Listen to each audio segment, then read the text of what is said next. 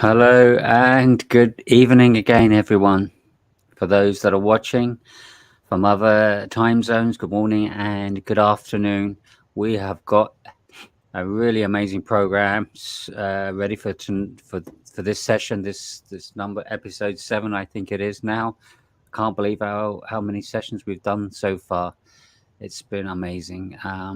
You know what they say, time flies when you're having fun. We've certainly been having some fun through these sessions. A big hi to great friend and hero to support me through these tricky times. Sometimes we have some interesting chats. So thank you, brother Greg, to be beside me. Couldn't have asked for a better gentleman to support me. And sadly, unfortunately, brother Errol, also wonderful support, is a little bit tied up today, so may not be able to join us. But we will push ahead, and we will certainly gonna put together something I think is going to be really interesting. I think the main purpose, what we're really trying to achieve, is to take everyone on a journey. I think too many people have been completely fooled. I can't think of a better word, that there is no God. But what is even worse, in a way, because it's such a barrier, is to believe a lie that's preventing people to even think and consider there is a God. So this may sound a little odd, but when I'm about to unpack a few things tonight, you're going to see what I mean. And I think one of the biggest blocks of what I would call a lie is the theory of evolution. Now, why I'm calling that a lie is because the initial assertion from Darwin was that evolution was almost like a fact. It was not initially meant to be. It was meant to be just an assertion based on his limited knowledge, limited level of scientific progress and advancement at the time, which means it really was a theory. And I will give Darwin some credit that I don't think he ever intended to say this is an absolute fact. He certainly didn't do it at the time. But what do you see in schools? What do you see in institutes? What do you see in universities? It's like it's a fact. It really is an unbelievable propagation of absolute lies when it comes to saying this is an absolute fact. And the reason why that's such a barrier, because evolution is on the premise that it's just simply a case of random molecules evolving through some kind of organic growth to create the life we see in front of us. The good news is we can break those barriers, and we're going to do it tonight, because the barriers that break that is that the latest science research absolutely kills the argument, absolutely bunks it beyond any reasonable doubt. Now, of course, with all of this science or whatever, we would appreciate and be honest, it's not like we have absolute 100% proof, but we do know we are logical people, we are reasonable people. And if you're going to believe evolution to begin with, then you know that belief itself is not absolute proof. It's based on a theory which couldn't be proven.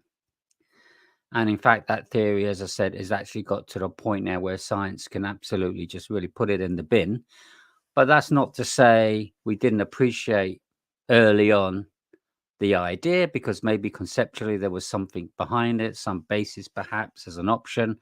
We give Darwin a little bit of the benefit of the doubt, but we certainly don't need to do that going forward, because we're going to demonstrate tonight that that is absolutely not a viable argument, and there was a much stronger argument based on science. All the top scientists that have looked at this now come to a very strong, agreeable solution or conclusion that that is not how we understand how molecular life forms. I'm not going to go into detail just yet, but that's a little taster for what's coming. The three main areas I'm going to cover, but before I do that, I want to just quickly recap where we were left off, because we've gone through, say, 6 episodes now, And what have we really kind of established? So we started with just a basic premise of 3 challenges, and that was, first of all, to provide evidence that the universe cannot come from intelligent design and or did not come from intelligent design. I don't want it to be, well, that's your opinion. I don't want it to be, well, this is some kind of theory. I think we can get past that now. I think what you've got to say to any atheists out there, or even agnostics, you need to say, okay, why do you believe? Why are you convinced that either there's no God, or there cannot be, or there's no evidence that is good enough to even suggest there isn't intelligence?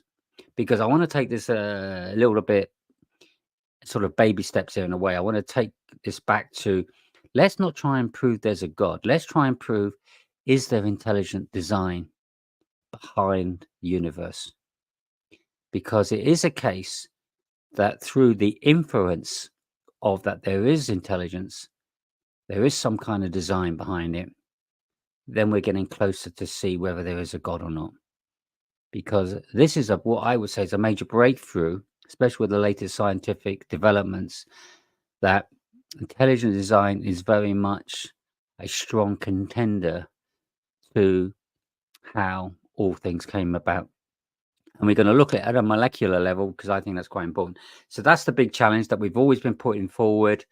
We haven't had anybody come forward just yet with anything, I would say, really challenge that debate or challenge that point, to come up with a very good case of why there is no, or could not be, any intelligent design behind the universe.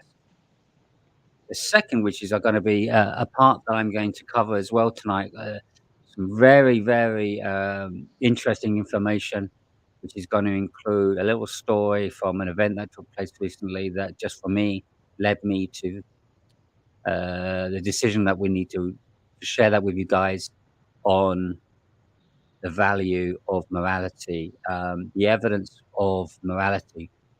Why is it we as humans have got this unbelievable level of morality, far more superior and more in depth than any other creature on the universe, on the planet? What is so special about us as humans? And what is the source, the evidence of the source of that morality? And I think that's a big problem for the atheists, because I don't think they have a true point of reference. And I'm going to show an example of it where I'm going to really illustrate the major, major, major issue. I can't stress this enough, hence why I've said major 3 times.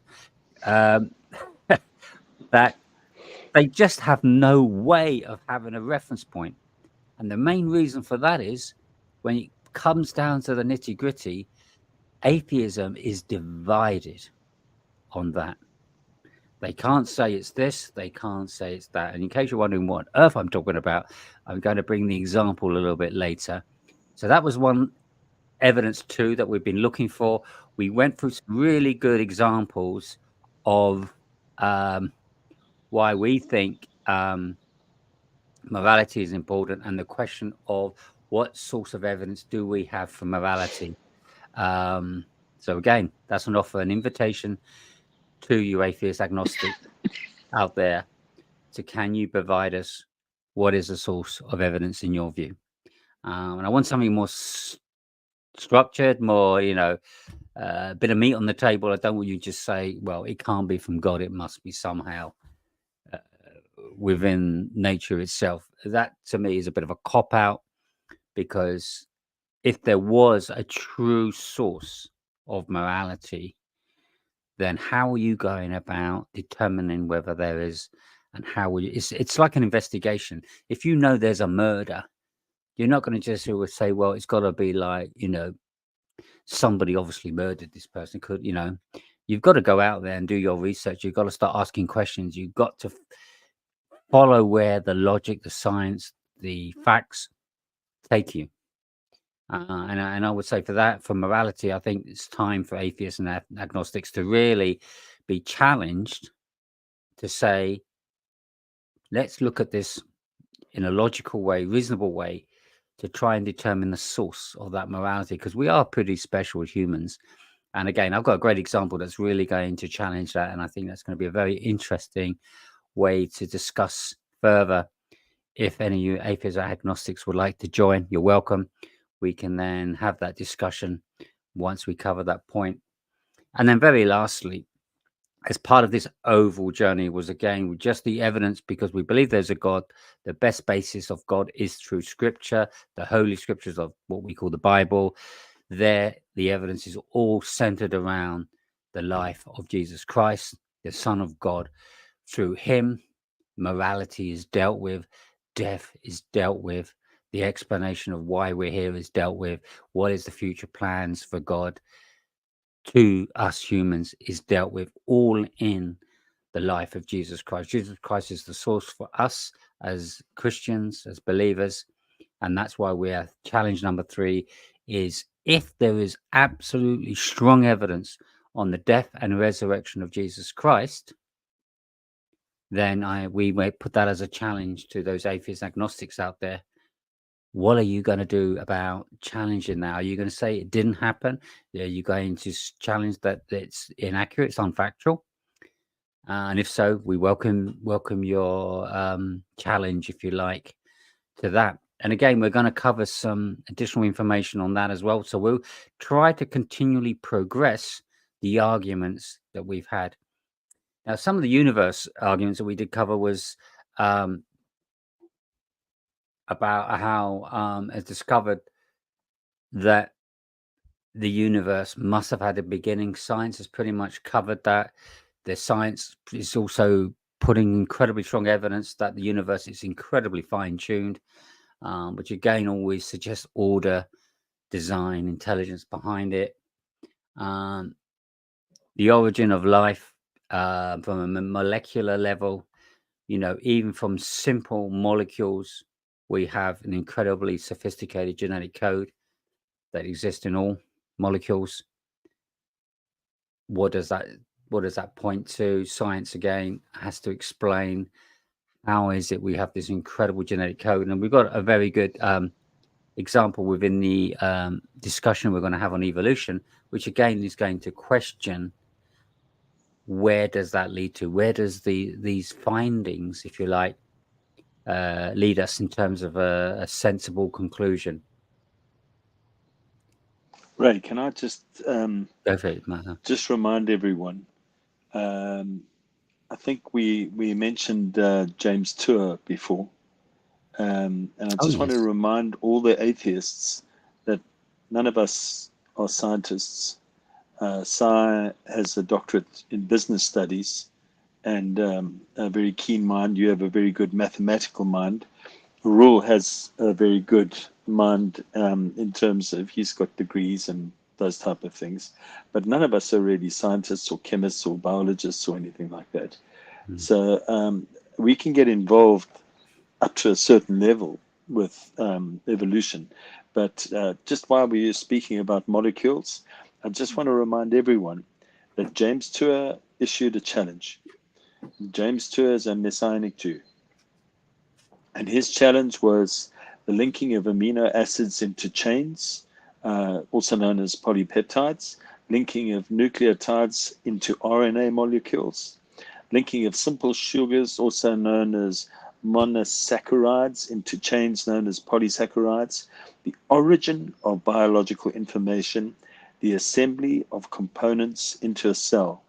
Now, he issued that to the world's 6 top scientists, and he gave them a 60-day challenge, saying if they could produce any form of credible evidence, he would take all his information, all his work off his website. And I just want to read one paragraph from Brian Miller's website. This paragraph says, YouTubers and other defenders of the secular faith of scientific materialism have confidently asserted that scientists are steadily unraveling the mystery of life's origin. Yet Tour called on leading experts to demonstrate whether they had achieved any real progress in answering any of the most fundamental questions. None could rise to the challenge. So I just want to make it clear on this session tonight and the previous sessions, we're not claiming to be scientists. We've got books that are so complex and so complicated on this subject. We are speaking about what is known to be true, using the scientific method, using reasoning and logic, and using scripture. And I just wanted to remind everyone, we are not going to be here tonight. If you're an atheist and you're a scientist, we're just going to go around in circles the whole night. If you can answer James Tour's very credible questions, as none of the 6 top scientists in the world have been able to do, then of course you would have that platform. You'd be able to debate people like him and John Lennox. But we're not wanting scientists to join to give so-called evidence, because at that level I'm talking about, when you get into polypeptides and everything, we don't want to talk about it. No one has been able to provide the evidence. Therefore, please don't try and throw big long words at us tonight with scientific names and everything. It doesn't wash with us. It has not been proven. Evolution has been debunked. There's no such thing. But that's all I wanted to say, Ray. Thanks for letting me share that. No problem. Thanks, Brother Greg. Yeah, so that's a great point. We're certainly not at that level, but that doesn't mean we can't have constructive conversations and discussion. That can still be fruitful. But what we can do is we can share with you some of the points that I've made that are more, shall we say, palatable for the average person, that isn't too advanced or too complex, that we can all kind of appreciate. I'm just going to let on AC. I'm not sure who AC is, but hi, AC. I've just added you to the stage. Good day, lads. It's Abby from last week. Okay, hi. Yeah, can you let us know what your position is and what you would like to share with us? Sure. I missed the last 30 seconds because I think there's a bit of a delay. Fine. But I think, so starting off with the morality, I think we had an amazing conversation about that last week. I think I put forward that under atheism, there is no objective morality. It's all relative. And then we got to discussing about how it feels, or it seems like there are some universal truths when it comes to the topic of morality. And I think we went back and forth, and I said, well, some of these are still quite relative, and who are we to decide who has a reasonable mind, or like who is level-headed and stuff like that. So yeah, and I'm still, I need to watch that back because I think I need to. I think you and Ara were saying something about love and how that's a universal. Yes. Yeah. I need to rewatch that. So yeah. And then on evolution, look, I think science should not be. Unfortunately, it is, but it should not be religious. Not in the sense that there's a God behind it, but in the sense that there's certain dogma. Honest science should just be, a type of methodology that we go by to gather evidence and make reasonable conclusions based on that. And that means it's open for everyone. So if you're Christian, Muslim, Hindu, whatever, atheist, you should be able to engage with science and do scientific research. Would you say that's using the scientific method, Abby? Yeah, using the scientific method, yeah. Very strictly using the scientific method. Yeah, are you asking me, has evolution been proved using that? No. I'm just. I was just asking the question when you were saying, I think science shouldn't be religious. I don't know if you've ever seen any of Si's messages about the great scientists that were Christians and believed in God. But I just sorry to interrupt, Ray, but I just wanted to find out if the science that you're talking about that shouldn't be religious, that Yeah. should the standard of carrying out that scientific investigation to move from being a theory to being a fact, to being science. The scientific method is principles and procedures for the systematic pursuit of knowledge involving the recognition and formulation of a problem, the collection of data through observation and experiment, and then most importantly, the formulation and testing of these hypotheses. Then we can call it science. So we proceed to the state of knowing truth, which has been established by the general truths, results, and consequences obtained by testing through the scientific method. So is that what you're talking about when you say science shouldn't be religious? You're talking about that scientific method, or you're referring to something else? Yeah, that's exactly what I'm talking about. So no dogma, no sort of, oh, we're just going to ignore this type of methodology or these type of results because they don't conform to what makes sense to us. You know, you should just be open. You should accept all results and try and figure it out from there. You know. Yeah, I think probably a nice way to put it, AC, is science is, as Greg mentioned, a methodology to explain the world in certain aspects where science can test and prove. And then from whatever that evidence is, it can then be used to add and substantiate a religious position.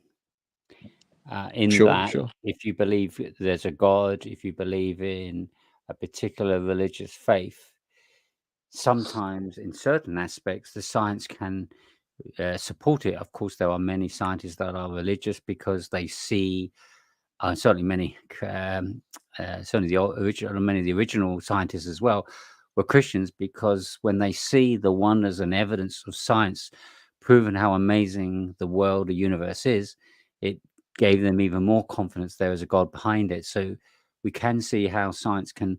It's not like a comparison or an alternative to a religion or a belief. It is something that can be complementary Exactly. in certain spheres. Of course, science doesn't answer everything. It doesn't tell me how much my wife loves me, or and so forth. That's a few things it simply will not be able to do, and that's where science has its place. So yeah, that's a great point. And that's one of the things we're going to share. You may have missed the beginning, but we've got some new information, additional information to share, both on the evolution and on a few other aspects. And one is on morality. That's going to actually, I think you're going to really like this. And maybe we could do that. Well, we're going to do that shortly. If you can stay with us, we will share that with you as well, because I think you're going to find this incredibly interesting. It certainly opened my eyes a bit. So, this is a great discussion point that I think we should definitely share on the stream. So we'll be doing that very shortly as well. Okay, cool. Yeah, I mean, just like you guys, I'm not a scientist either. So if you show me new research, new information, I'll just have to take it in and look at it and say, okay, let's see if it's valid. And the great thing about anything that's got an element of science behind it, then of course, the advantage of that is you can go away and do your research and fact check it if you need to. Yeah. So one of the things that we were going to now discover, I mean, we'll do morality shortly. I'm only going to do evolution now, only because it's what's sitting on my screen. And there has been, and maybe this has been known for more longer than I may appreciate, but certainly what I've been researching is that in the recent years, there's been some real development on scientific discovery around evolution.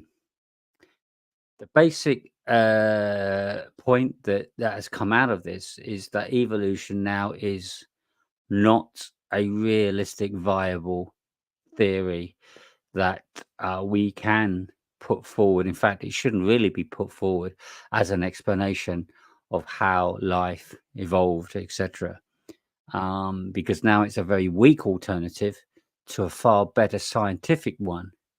And we're going to just explain that now. So, of course, Darwin's theory, as you know, the basic assertion that it gave was it was based on taking random mutations of molecules, and that over time it will produce life.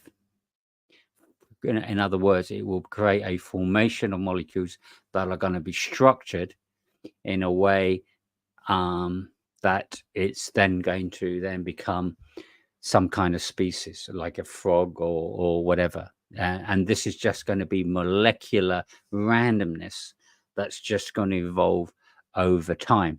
You throw enough time at this, it's going to eventually happen.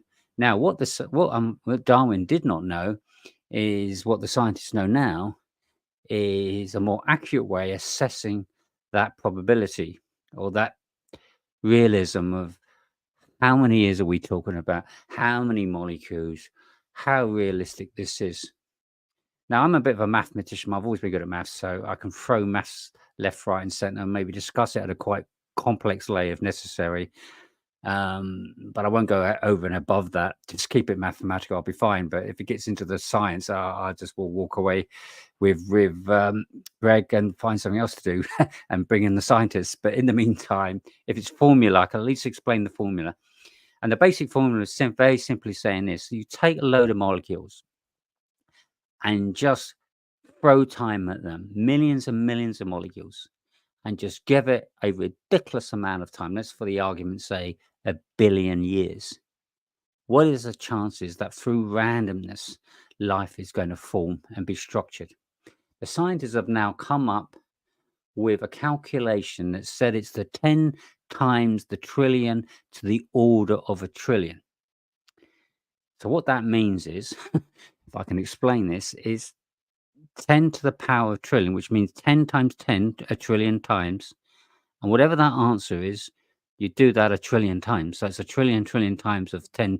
So we are talking to the ridiculous. So this is like, you remember the old days, there was this sketch where it said, I can't remember who came up with this, that said, if you take 1 million monkeys and give them all a typewriter, it's quite, I don't know if the young guys know this little example, and you give them a piece of paper and let them just type randomly, someone's going to come up with the full works of Shakespeare.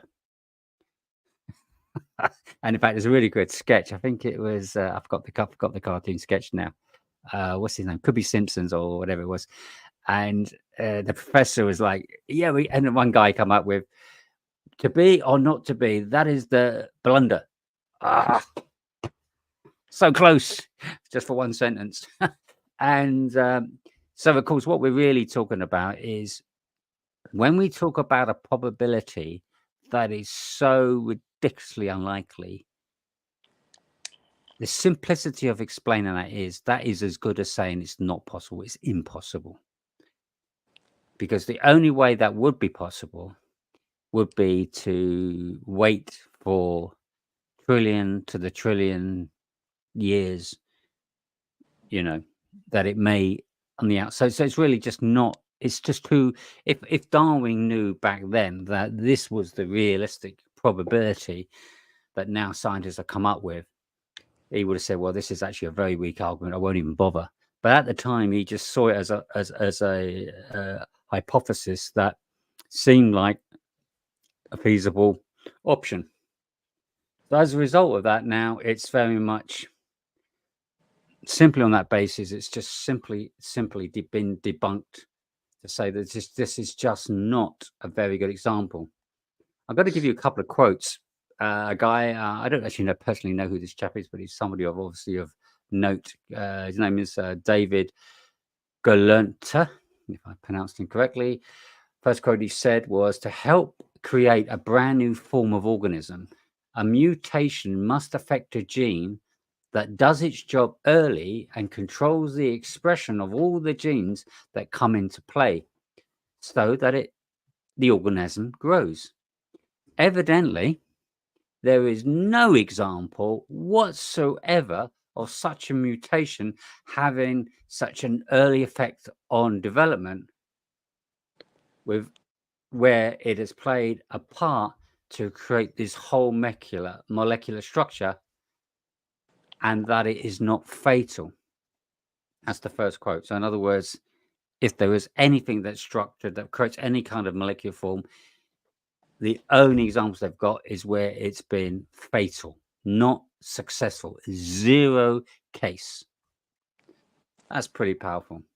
And then he always went on to say, in fact, early or late development has issues. So the early event inevitability, it says, destroys the organism. Too many things downstream rely on this early development.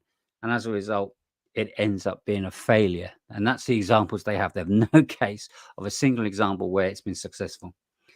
The later development, which is an option, they say this is an option, does not make a difference as the organism is already structured.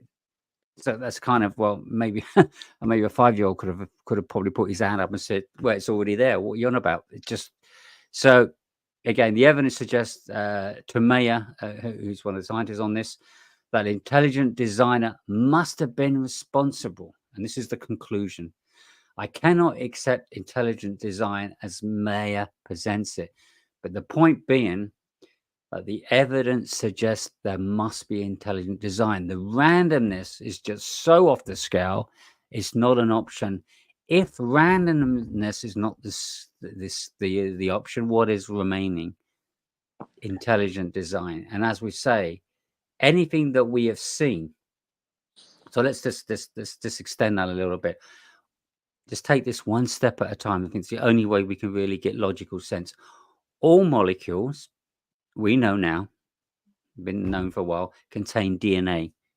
This is what we call the nucleotide basis that determines molecular function. And I apologize if I'm trying to pretend scientific. I'm just quoting people. I don't know half what I'm saying here. But basically, molecules have this code. And it's this code that forms the material process, or in other words, the process of that cell forming from that cell into further cells, into structure that provides the form of whatever is organism in question.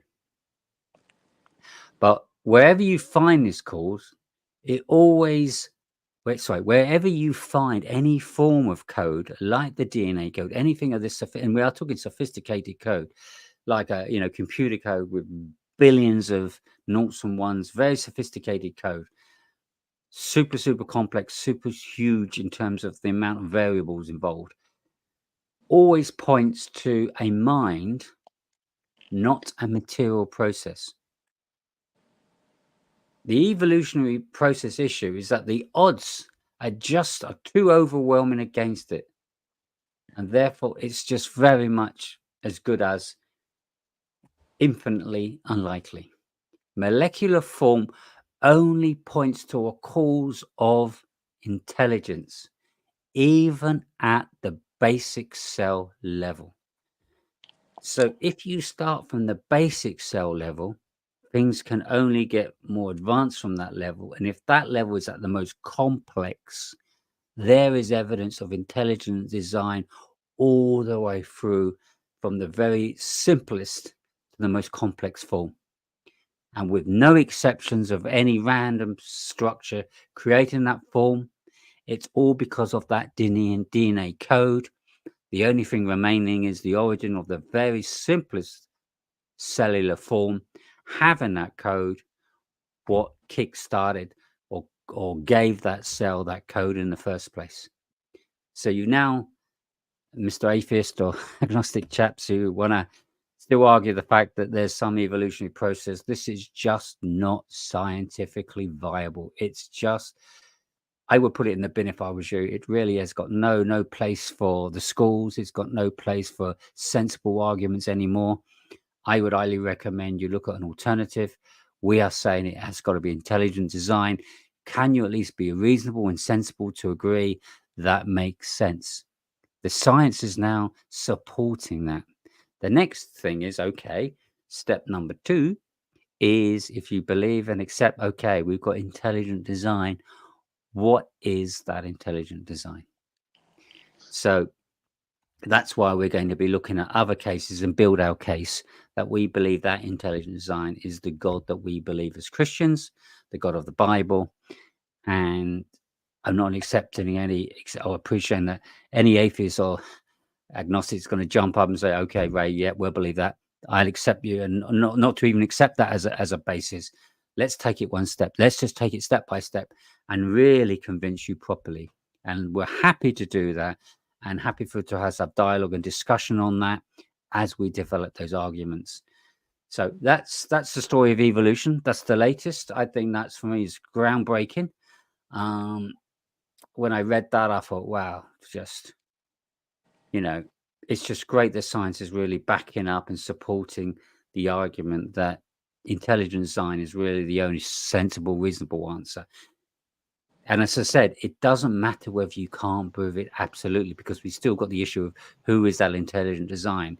If you're going to be true as a scientist or as an atheist or whatever, as an individual, you've got to go by what's the most logical and reasonable argument. If the probability of random molecules is to the trillion, 10 times the ridiculous, basically impossible, as good as anything else that we do know in terms of form development, it's all based on intelligence, mind, not material processes, then, you really have to be looking at an agreement to at least, what's the word for this? Agree that at least you can admit intelligent design is a very plausible and maybe, as we said earlier, the best possible argument to explain the origin and existence of the universe. And I think from an evolutionary point of view, I think that's a really, really good point. Now, when you want to go down Big Bang and you want to go down all that other route, the problem with all those routes is you still go back to the basic more molecular structure, because what is a Big Bang? Full of molecules. Now, if those molecules are, now I don't know what the word is, I don't know, Greg, if you know the word, when a molecule hasn't got like active structures where it can do stuff, it's just like static, what's the word for it? Basically, it's just like, I don't know what the word is. Anyway, it's like a dead material in a way, but I can't think what the word is. Not it matters, but you kind of get my point, that if there's anything within the Big Bang that is formulated from molecules, as we know molecules, and all the molecules we know, and only no exception to the case. Ray, I think Joe Christian is saying inert, and Alan is saying stable. Yep, I like inert. I think I've heard that word before. Thank you. Cheers, Greg. Okay. Yes, so if you got something like as inert gases, even, how can something like an inert gas then form life more far? And again, we go down the road of even more ridiculous probabilities. But again, the basis of science is molecules are where we see life are coming from. And if the molecules are showing form and order based on DNA code from the very basic cell, no exceptions to the case, then we are looking at a mind and intelligence, or whatever you want to call it, behind that structure. And that is our best go-to for life, not some inert gas, something just whatever. Because then you're going into even the more ridiculous when it comes to the probabilities. Can you imagine there's just inert gas is nothing else, and all of a sudden you've got the universe. Good luck with explaining that one. I think you have some challenges there. So we really are talking about the feasibility, the likelihoods, the logic, the reasoning based on what we do know. And science has greatly improved to come to the conclusion that it's more pointing towards intelligence. I was not saying everyone's agreeing with that, but everyone can still deny what is shown in front of them. But what we're doing is we're giving you the facts of what is the latest scientific research that has been discovered, where evolution as well, in terms of anything outside of kind of form and design, is really just too unlikely, to the point it's as good as impossible. So that's the latest we've got on that, and I think that's just very, very powerful and compelling. And when it comes to explaining the universe, I think, for any atheist that wants to come on, or agnostic, please take these points on board. Let me know your thoughts. We're still happy to listen to your challenges. Yeah. Can we hear Abby's comments? Yeah, so I think obviously that's a really good case for explaining why life cannot come from non-life, or that it's the probability of that is very, very, very, very low. That doesn't necessarily mean that evolution, as is taught in school, which is survival of the fittest by natural selection, I don't think that it debunks that, if you know what I mean. No, I didn't say it did. Yeah. So let me just qualify. It's the element of that I mentioned. So it's the Darwinian quote regarding molecules basically randomly just evolving Right. through some sort of a random process to create organic life. It's that argument is what I'm debunking, not the whole of it. I know evolution itself has got some sub-levels and different aspects to it, which we could obviously look at as well. But it's that key piece that's been, for me, very, very powerful from the revelation that's come out of science, that this whole thing about some kind of random order, random structure or process is just so ridiculous now that it's just not even an option. And it's fine that Darwin had that as part of his assertion, but he obviously didn't have the numbers and the calculations that shows now how absolutely unlikely that is. And that's why it cannot really be used as an argument today. Sure. I do think, though, let's be when we think about randomness, I think as an atheist, randomness, you should not believe in randomness. Matter interacting with matter, these are not random things. These are all caused things that if you go back, there is a reason for that. Obviously you can't go back infinitely, and I think you'll say that leads us to a creator and a god, and I think that's worth exploring. But yeah, this idea of randomness, I don't buy it as agnostic at the moment. Good. I'm glad you say that, because that's what we want to do. We just want to take one step at a time and start eliminate some of. I mean, at the end of the day, we could say we could hand up with like 10, 12 possibilities of how we could explain the source origin of the universe. What would be nice is if we start eliminating some of those and then taking where that naturally moves us to the next step. And I think taking randomness out is a good way step forward, because the other problem with randomness, it's an extremely difficult one to prove as well. For the very nature, we've got no evidence to show of any case that can prove it. But what we are getting now is an incredibly strong evidence how molecular structure works from a basic level with amazing complexity, again, all pointing to intelligent design, which is like, okay, it points to intelligent design. Let's not say what that intelligent design is just yet. Let's park that, but at least start. It's like we got a circle. We're going to we'll like split into 8 pieces. We're now just filling in one piece of the puzzle. We've got a few more puzzle pieces to fill. And once we're filling all the pieces, let's see what we end up with. And it might be that every piece, sorry, Greg, I'll be with you 1 second. Every piece, once it's completed, we may not even realize what that ends up be. But once they're all in place, we can then look back and then see what conclusions we can make. Over to you, Greg. What would you like to say? I just wanted to ask Abby a couple of questions, because he was in the middle of, I think you were in the middle of a statement. You said about randomness, and then you said, if you know what I mean. And I just wanted to ask you what you meant by, if you know what I mean. Right. I don't remember exactly what I said. So randomness, it shouldn't be a thing that atheists should consider, because we think that everything has a cause. Well, I think we all agree with that. And therefore things cannot be random. They're based, even if we don't know what the cause is, that doesn't mean there isn't one. So yeah. Fantastic point. So just a couple of questions here, Ray, before we move on. Go on.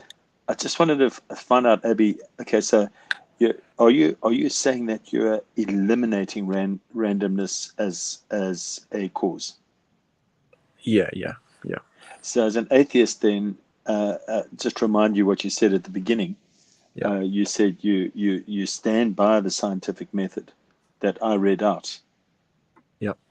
So using that scientific method to be the foundation of evolution, what would you say then is the cause? What is the cause of life? Is that what you're asking? Well, the cause, if you want to say the cause of life, you can, but you could say the cause of evolution. What causes evolution?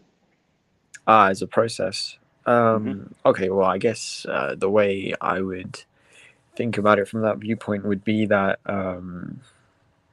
different mutations happen because different molecules are in different environments. They're in different positions in the universe, and therefore they're not being affected by the same things, which leads to mutations, which goes on and reacts with other molecules and creates Sure. something.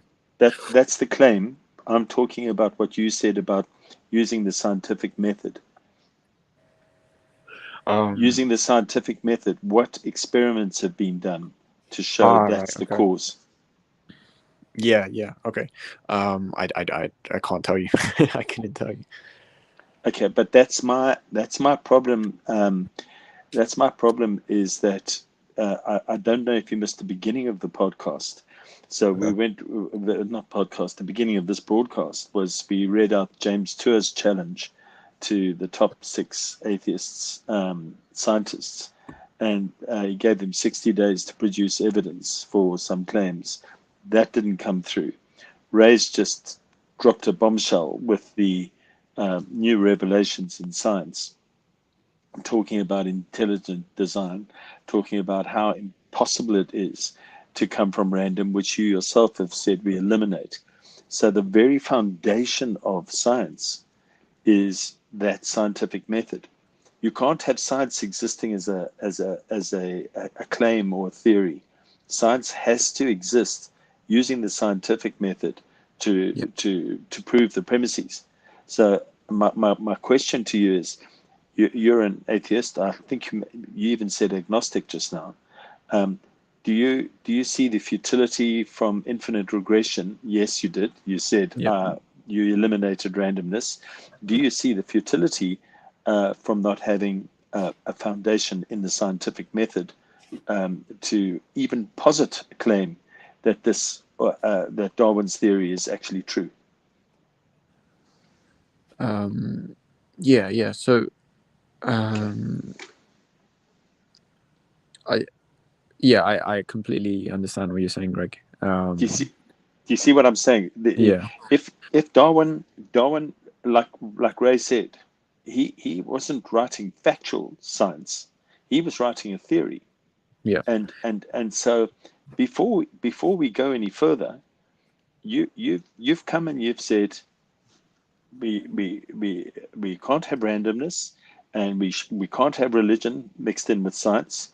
Science has got to stand on the scientific method. Then it Yeah. becomes science. Then it becomes truth. And I agree with you. I think the scientific method of doing science is wonderful because you can understand it as an 8-year-old at school when you mix certain chemicals together, and you can understand it as an 80-year-old. Mika Al Aka, please introduce yourself in the private chat before we get you on stage. But just to carry on with you, Abby, because thank you so much for the way you discuss things and the way you listen. It's a marvelous thing. It really is a lovely thing. I just wanted to say to you that if the foundation of what you're what you're believing in and what you're standing on doesn't stand up to randomness, and now you're saying what you don't even have that foundation, the scientific method for the cause of evolution, never mind the cause of life, but just the cause of evolution.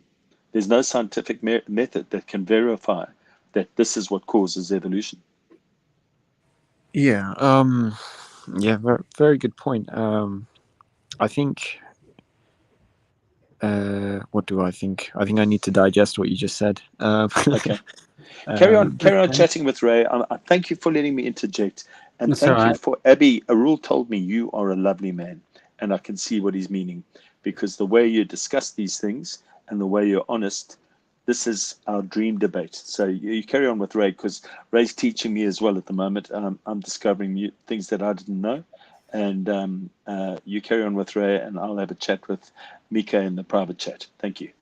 No, Okay. thanks. I just want to say that I echo the same thing back to you guys. I think you guys are very receptive to the energy that people you debate give off to you. You know, if someone is coming in honest and just trying to engage with your points, you do the same thing back to them. And when Appreciate they that. don't, yeah. It's So very kind of you to say so. yeah, Thanks. it's all good. Okay, so so AC, what can I call you? Have you got a name I can call you apart from Abby. Abby? Okay. Oh, you're Abby. The Right. reason why I made it AC because yesterday someone called Abby came on, and so I don't want people thinking we're the same person. Okay. Yeah. All right. No Yeah. problem. All right. Thanks, Abby. So what I like about this, and one of the reasons why I didn't want to go down the route of the other area of the main area of evolution, is because that's going down natural selection, which is like a post-process argument that whether it's right, wrong, or whatever, it still doesn't get back to the beginning of what we're trying to explain, and that is the source of the life in the first place, because that still begs the question. And what I like about this is that once we get to what I think is like a first step to looking at greater visibility of what the picture looks like, once we put all the pieces together, one of those key pieces is that what we do see in reality, what science is now very much confirming, because there's no other exception to the case or examples otherwise, that intelligent design is the most feasible explanation. Now, that doesn't mean it solves the problem, because we have to work out what this intelligence is, what is it, where can we find it, and so forth. But what is interesting is what we see in life cannot be the source itself. And the reason why I'm saying that is just very simply, it comes from the very basic of cell structures. The cell structure from the very, very beginning is still super complex, but it doesn't have a mind of its own. It hasn't like got the ability to make decisions and whatever. It just has a code like a computer that operates a certain way based on that code to perform a specific function. And that's pretty much its purpose. And of course, that purpose is still very amazing and all the rest of it, as we see the results in life itself. So it at least puts us now with one piece of the puzzle in place. Now, the next piece that I'm going to look at, because I think this is such a powerful, and I'm just blown away by this bit. So excuse me if I get a little emotional. I struggle with this bit.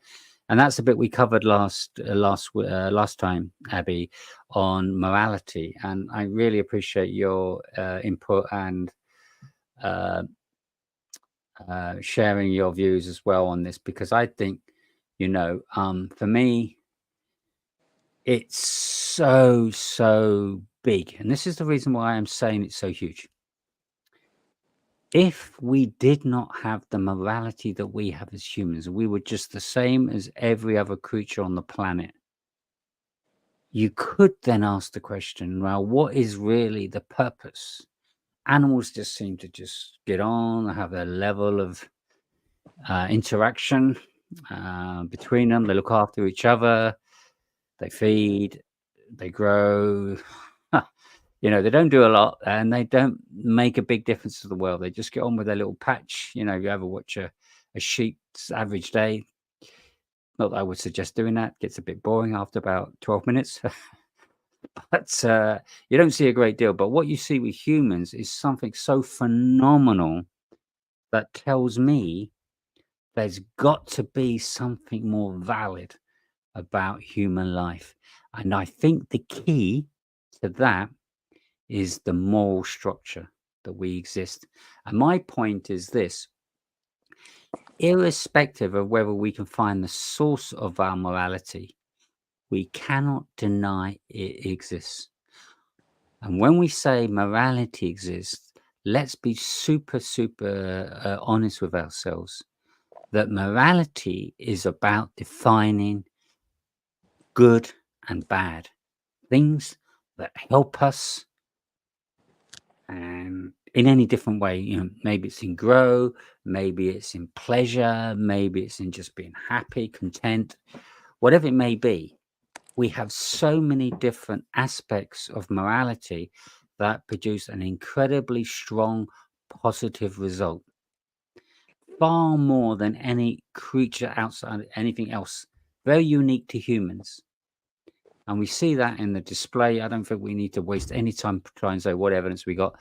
It's all around us every single minute of the day. I'm sure you've got many examples yourself, Abby, of amazing life experiences with other people and interactions that maybe people are close to you, which is just undescribable at times. And I'm going to actually bring up an amazing example to really test this. So one of the difficulties with all this about morality is, where is it going? What is its purpose? Why have we got this morality? Do we really need it to propagate life? No, because animals propagate life and they don't have it, and they're happily successful at doing it. Many will die, many will live. It just survives. As long as the source of their survival is there. I mean, for example, if we were just humans, we will just find fruits that we can eat, whatever. But say we are herbivores, we don't eat meat. And we can certainly survive without meat. Many vegetarians survive and live happily without the use of meat. Just say, for example, we just live off the earth like every other animal. We will still be here today. But the difference is, we have got a morality where it just screams out there's more purpose. This is the famous adage, there must be more to life. When we look at it from a human's perspective, we can't just be, get up in the morning, having this ability to enjoy life in the most incredible, abundant way and in so many different ways, and then for it to be so short-lived. I mean, everybody says, if we live to 80, it's like a pinprick of the potential of what we should be living. We should be living. In fact, there are many scientists that say, like, parts of our brain and parts of our body, whatever, could, if possible, if everything else was sustained well enough, could last thousands of years, far longer than it does.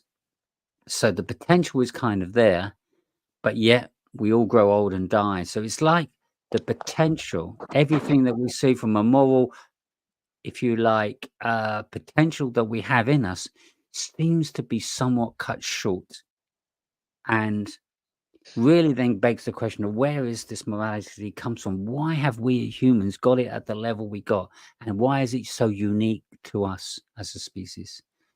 And that, to me, I think is a very powerful, not just as a question, but a path. And you think about the many people that search for these paths. They go to all sorts of lengths to find their nirvana, or whatever they want to call it, to try and come to the source. There must be more to life than what we are as humans, because everything we see within us points to something far superior. And what's even worse, to make the point even more significant, is you could have a person with the most incredible potential. Maybe he was born as a fantastic, super intelligent person who's going to be one of the best scientists in the world, and then he gets shot down by some crazy kid, got a gun, shoots the kid, kills him instantly, dies at 7 years old. The potential is gone. The kid cannot be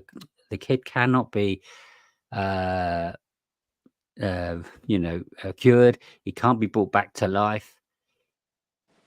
You just cannot move. You just cannot in any way, shape or form explain it and justify it to make sense purely from a human perspective. It's just a travesty that just cannot be answered on its own merits. And that's why we need to look a little bit further to understand this whole moral concept. And I want to bring up, we did bring up some really good points last time, and Abby, I think you really were appreciating some of those points. But here's a really beautiful one. I had an incident, and I'll tell you the incident. I don't mind sharing this with you. So with my wife Stella here, we went to the local pub and had a drink. So we do have the odd drink from time to time. We do like a beer, and we met a guy. I won't go into the precise details because it was an amazing experience, because it actually turns out they used to live in the same town that Stella lives in Scotland, or used to live in Scotland. So that was a bit amazing. But he sat down with us and we started to have a chat. It turns out he's a soldier working in the army, and he was positioned out in Nigeria to deal with Boko Haram, a terrorist group in the northern part of Nigeria. So as you can imagine, it was a very, very testing and challenging trip for him.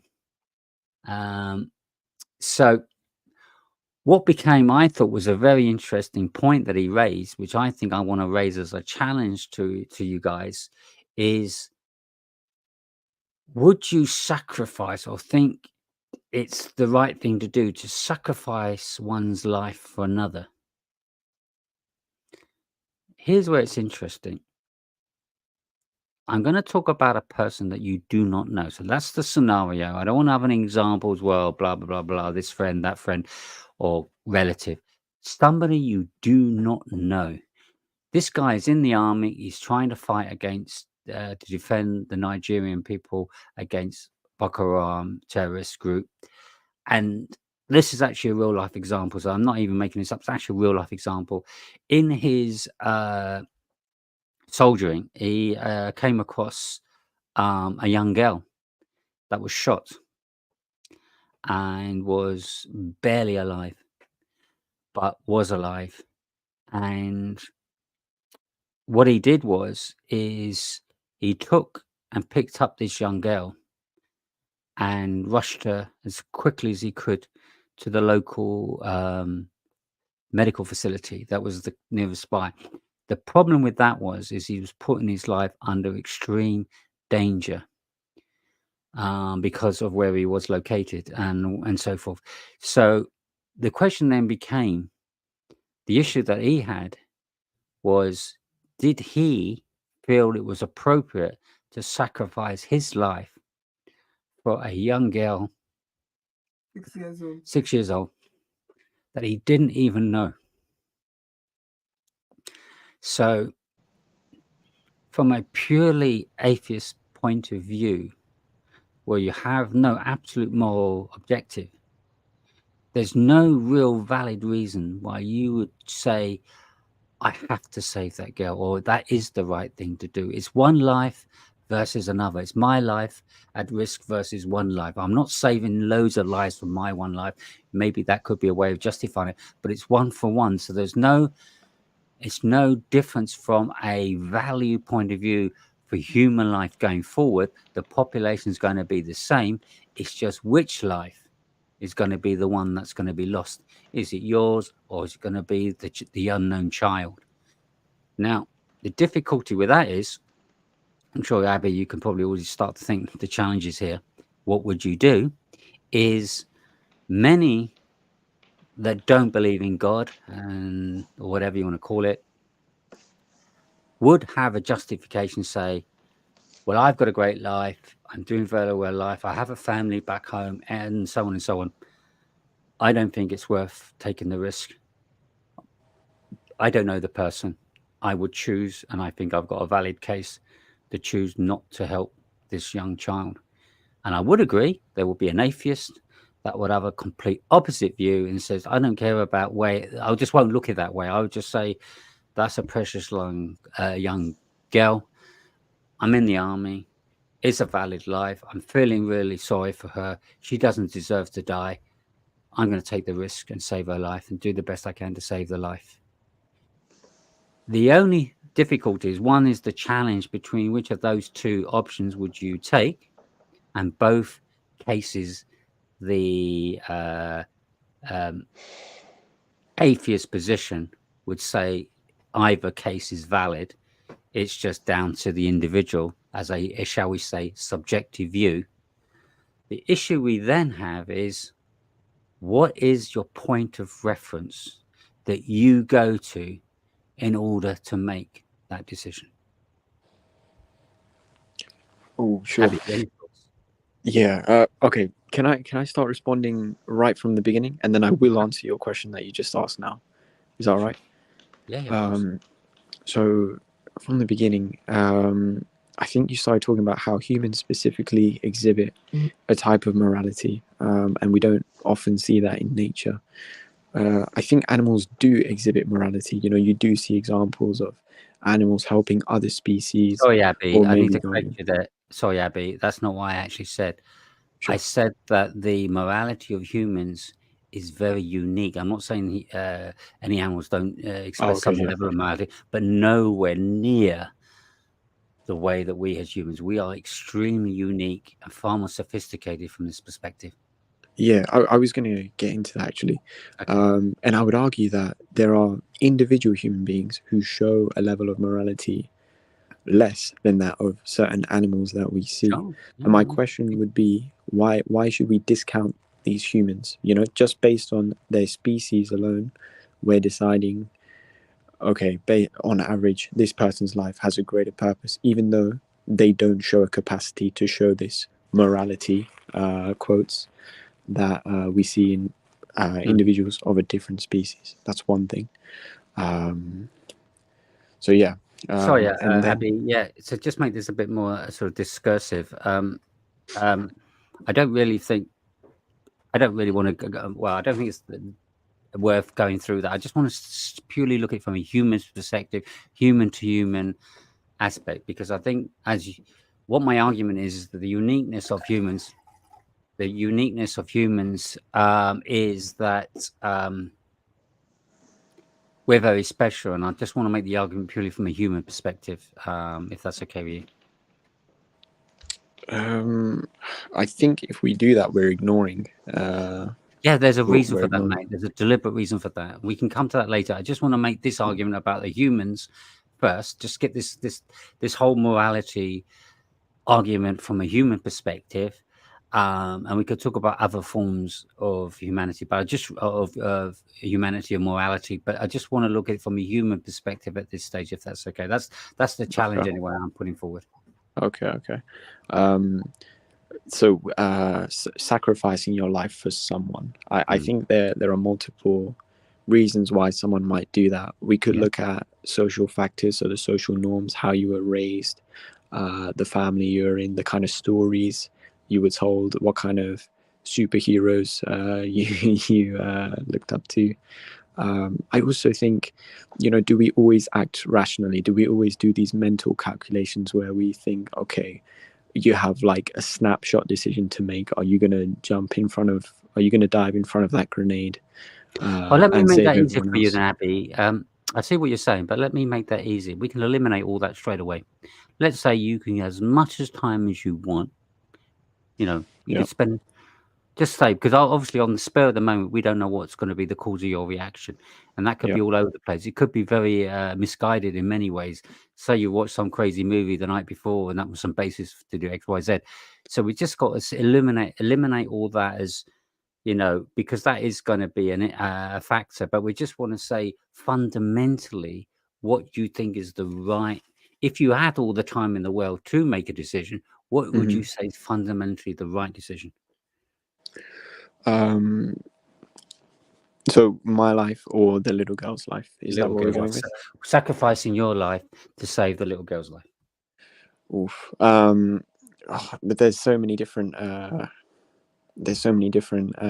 branches I could take this, and I don't know how to justify which one is right and which one is wrong. Yeah, I no, could I'm glad you talk said about. that, because that is Yeah. the right answer.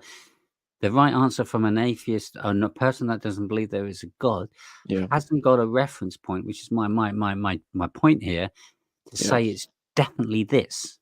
So you're going to get people on one side of the fence saying, I would definitely agree that sacrificing my life for that child is the right decision. That's the reason why I would do it. Another one would say exactly the same view, but their perspective is, no, I actually think, because I don't know who this person is, whatever the reason is, they will give a valid reason to say, actually, I think it's better that I keep my life because I don't know who this person is, whatever, so it's going to end up with two very strong cases to a degree of some would agree to sacrifice and others won't. And the reason why I'm making this as a challenge is because if there is no God, what would be your definitive reference point that you could go to say, it's like we're in a boxing match now, you got the sacrificer versus the non-sacrificer. How are you going to come to a conclusion to definitively say which of the two is absolutely right, and that's the way forward going forward? If there's no God, what would be? I mean, That's what I'm if there struggling was with. God, then the word good is, in this case, in terms of morality, would be defined in terms of God's word, what God expects. That's what's good. When there's no God in the picture, I mean, good for who? Good for me, good for the rest of the world, good for the plants, good for Mars. Like it's like good for who? It's a complete like, it's very, very relative. If No, you're exactly anything. right. So what happens is, if this was put into a I mean, and my point is not to get an answer on the spur of the moment of that occasion. It's just to illustrate my point. The point would be where you take your view, say you go for, I would sacrifice my life for that child, and get another non-God believer that says the opposite, says I actually would put my life first. Put them in a room and put all the intelligence behind it. And they argue this out till the cows come home. Give them 1,000 years, they're not going to come to an agreement. Is my point. But can I ask a question? I'm asking more of Ray than you, Abby, but I'm asking both of you. If you truly believe, atheist, in survival of the fittest, then why would you have to think?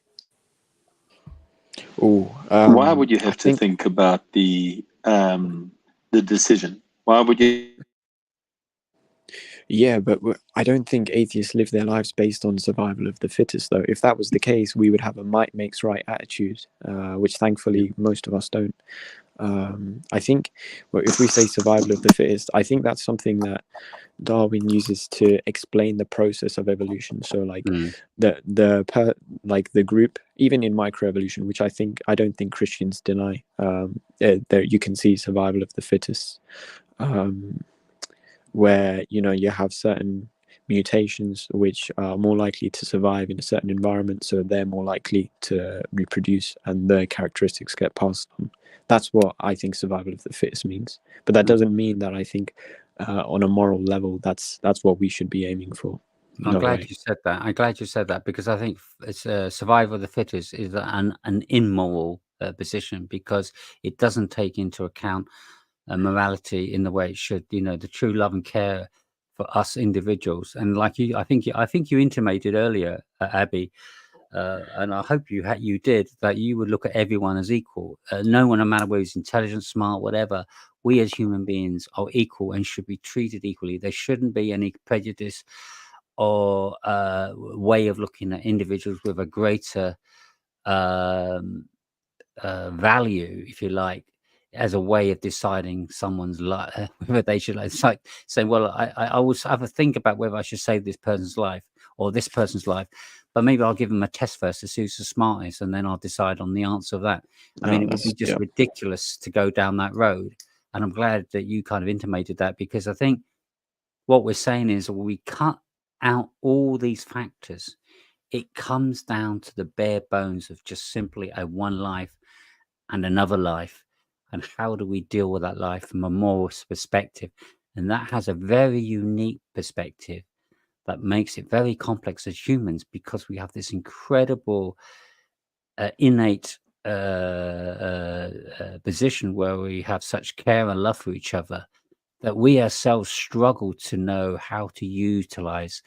And when we do try to utilize it on our own merits, we always find that we struggle with it. We evaluate it and we appreciate it, and it's fantastic. And it's like a potential that we can say, if only we could really get to the max of this and really, but to do that, one of the things that we would need is we would need to be perfect, free of error, free of what we call sin.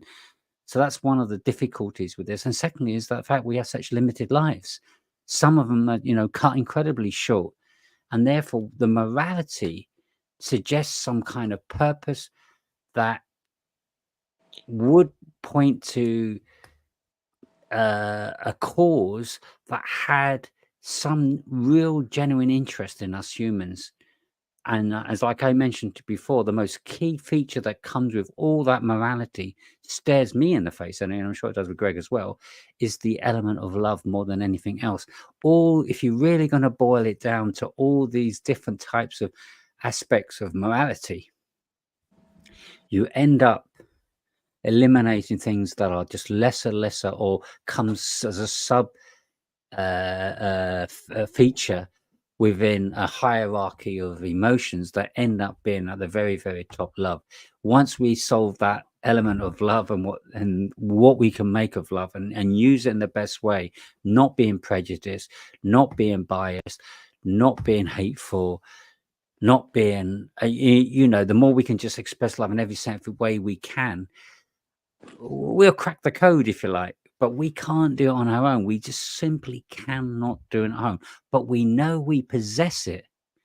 It's like we've got this incredible, I don't know, let's call it this golden nugget in our hearts that we know if we could utilize it fully, we would be unbelievable people. But we fail to do so. And I think part of the way that we can look at this is to try and, we appreciate that we're very unique. We have this incredible moral aspect of our lives that are just so incredibly unique, far beyond anything else, that must point to, again, to something that maybe there's the same direction as where we see life or the origin of life is pointing to. That's pointing to intelligent design. The love and the morality of us is pointing to something that is a cause that has a real genuine care for us, because otherwise what is the point? We can't solve it. We can only touch on it and feel it and experience it, but we can't resolve it to get to the absolute potential of what it can offer on our own. And we've proved that over thousands of years. We've made a rather mess of it, but yet we know deeply in us there's this incredible, credible just source of this incredible morality of good and love that we have for our lives and for others, that we just can only tap into it as humans. And that's why we're saying there must be more to this than just simply the lives we have. And that, again, if we can at least agree on that principle, I would say that's another piece of the puzzle. What are your thoughts, Abby? Yeah, I think you're right in terms of the kind of how it can be useful for us to live happier, more healthier lives and be more considerate of each other. One thing I'll say is that I don't think we all have the same golden nugget in our hearts, if you know what I mean. I said it as a potential, mate, as a potential. Okay.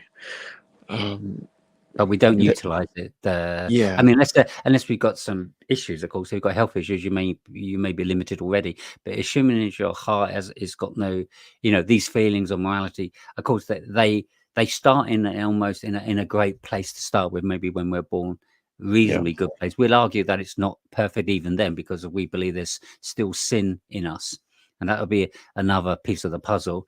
But at least we would say whatever that heart is, it starts in a fairly good place when we're born, unless, of course, you have some actual health issues with it. If it's, because then you will have the issue of trying to test it out. But as long as you grow in a normal way, you're healthy, you've got this fantastic potential, then, of course, it's all the influences that you experience and who you interact with has then a big part to play to dictate how that potential is then utilized. I mean, if you're going down the road of being influenced by people that deceive you into thinking this is a good thing to do and this is morally good, then of course you can go astray. But all I'm saying is that we have this incredible potential to be incredibly loving, caring people, where the level of potential morality that we have is huge. But the only problem is we struggle to tap into its full potential and end up only maybe touching the surface of what potential. I mean, we have some incredible people that go some incredible ways, some incredible lengths to demonstrate the potential of their morality. And I see that in all of us, really, potentially. But it is sad that we don't see much of it in real life when we see how the way people conduct their lives. And I think that's a lot to do with external influences around them. And can I just say, because both of you touched on earlier when you were speaking about animals and animals having morality, a sense of morality, maybe not as unique as humans. And I wanted to say, when you were saying that, Ray, that the uniqueness of humans is we have consciousness, and it is an external consciousness, and other people can be aware of that consciousness. And I wonder where consciousness evolved from. You know, where did love evolve from? If there's no God, how did love evolve? If survival of the fittest means that we have to defend our tribe, defend our clan, otherwise they would be eradicated. And you know, you've got so many things working against the intelligent design. You've got so many things working for the intelligent design, like irreducible complexity. It's impossible to verify it scientifically using the scientific method. But the question that I'm asking in tandem with Ray's question on the evidence for morality is, where did consciousness evolve from? And where did love evolve from? Because humans need love. We thrive on love. We can't live without it. And how we expected to live without consciousness, because our consciousness separates us from all the animals, all the birds, all the creatures. Our consciousness is what our consciousness is what tells us there's a cause, there's a reason. Sure. Just responding to Ray first, then. Sure. I think morality is learned. I don't think you have any way of knowing, you know, what morality you had in your heart when you were born. I think we learned it based on our surroundings and what we were taught. So for that reason, is there any contention with that point? Hugely. So let me explain why. Sure. What you're almost trying to suggest is that we can have our own form of morality. We can have our own version, and that's all good. I'd argue a different way. I would say there is one absolute definite agreement of what that morality is in terms of conceptually at the very top level. We can break it down in specifics and have arguments over what comes under love, what comes under care, what comes under humanity, kindness, and so forth. But what we're not going to disagree with is there is this fundamental set of morality qualities that I'm sure we find exception, but we are generally into the high percentage, 98% or whatever, would agree that these are the fundamental core beliefs that is good and healthy for humans. And I think we could name them just in like 5 seconds, you know: love, peace, happiness, self-control, kindness, and so on. So it wouldn't be too difficult to get that core level. And all we're saying is that is something that is arguably within us, potential,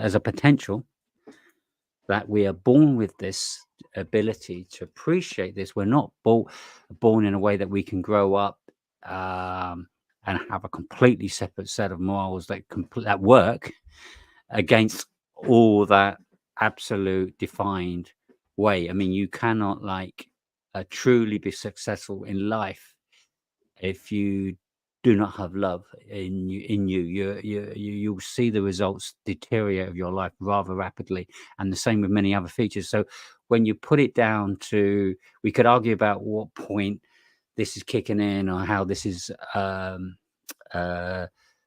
brought into play, if you like, through influences. But at the end of the day, we're going to end up with this definite list.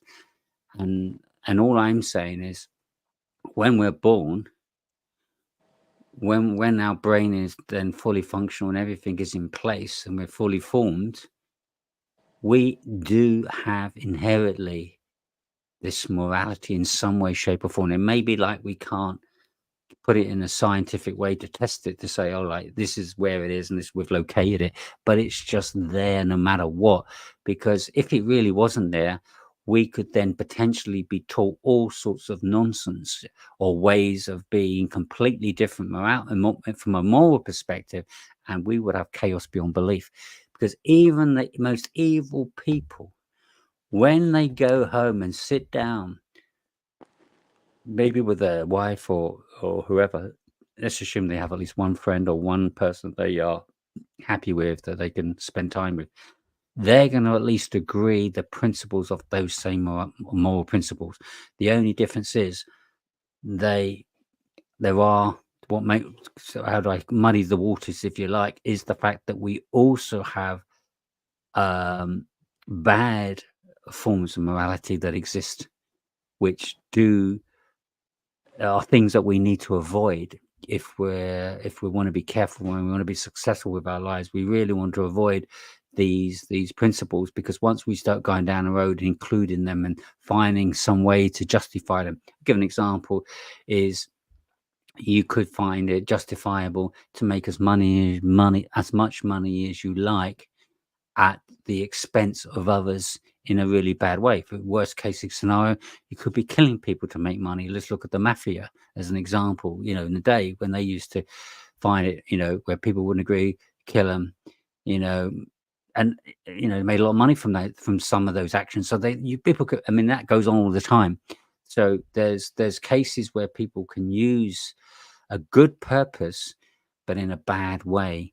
So again, that's where the principles of these bad principles kick in. If you do start introducing them in your lives or in people's lives, you can start to see the detrimental effect. And I think it's not too difficult to draw a line and put what is good and what is bad at this top level of principles. I mean, obviously, if you go drill down into the detail, it gets a bit subjective. But I'm just talking top level. This is clearly what is good. This is clearly what bad is. And all I'm saying is, every single human has this potential to appreciate that, as long as they're not in any way taught or what's a good word for this? Either indoctrinated or convinced falsely to believe in something against their natural instinct. So it's like a natural instinct that we all have, of what is good and bad. Of course, a little bit of education helps to just qualify it. But, there's we just know it's wrong to just kill people for the sake of pleasure, to kill people and not appreciate life, not appreciate it's important to enjoy life, be happy. The more we smile, the more happy, the better our lives are. I mean, there's no question that these elements of morality at this top level is pretty much agreeable across the board. The only point I'm trying to make here is, why as humans have it when it's not really necessary to procreate life in the way of just survival, reproduction of more life and so on. But it's there because it's to add far more value to our lives, which we are seeing being demonstrated, but just not to its full potential. So you've got to ask yourself, where does all this come from? Why have we got it at this potential level that could, if we could live for, say, 20,000 years, and we really did enhance and embrace these really good, strong moral values, what would become of the human race? How much better it would be. So we simply don't have the source of that. Again, this points to where does the source of this morality come from, which begs the question of it can't just be something that just existed through basic natural processes, because if it did, it wouldn't have the purposes it needs, because it's just not necessary for just pure natural process. It's something that is to enrich lives far, far greater than that. And that's why, again, it just points to something that shows a care, an interest in humans. And as I say, we do have one argument that shows in the biblical view a reason why we are the way that we are, because the creator of the universe did have a reason that he created us this way, because he does care for us and had a purpose for us. But if there is no care, there's no purpose. What makes sense to logically explain the kind of morality we have as humans? It just doesn't fit. It should be that we should be just the same as any other animal, but we are not.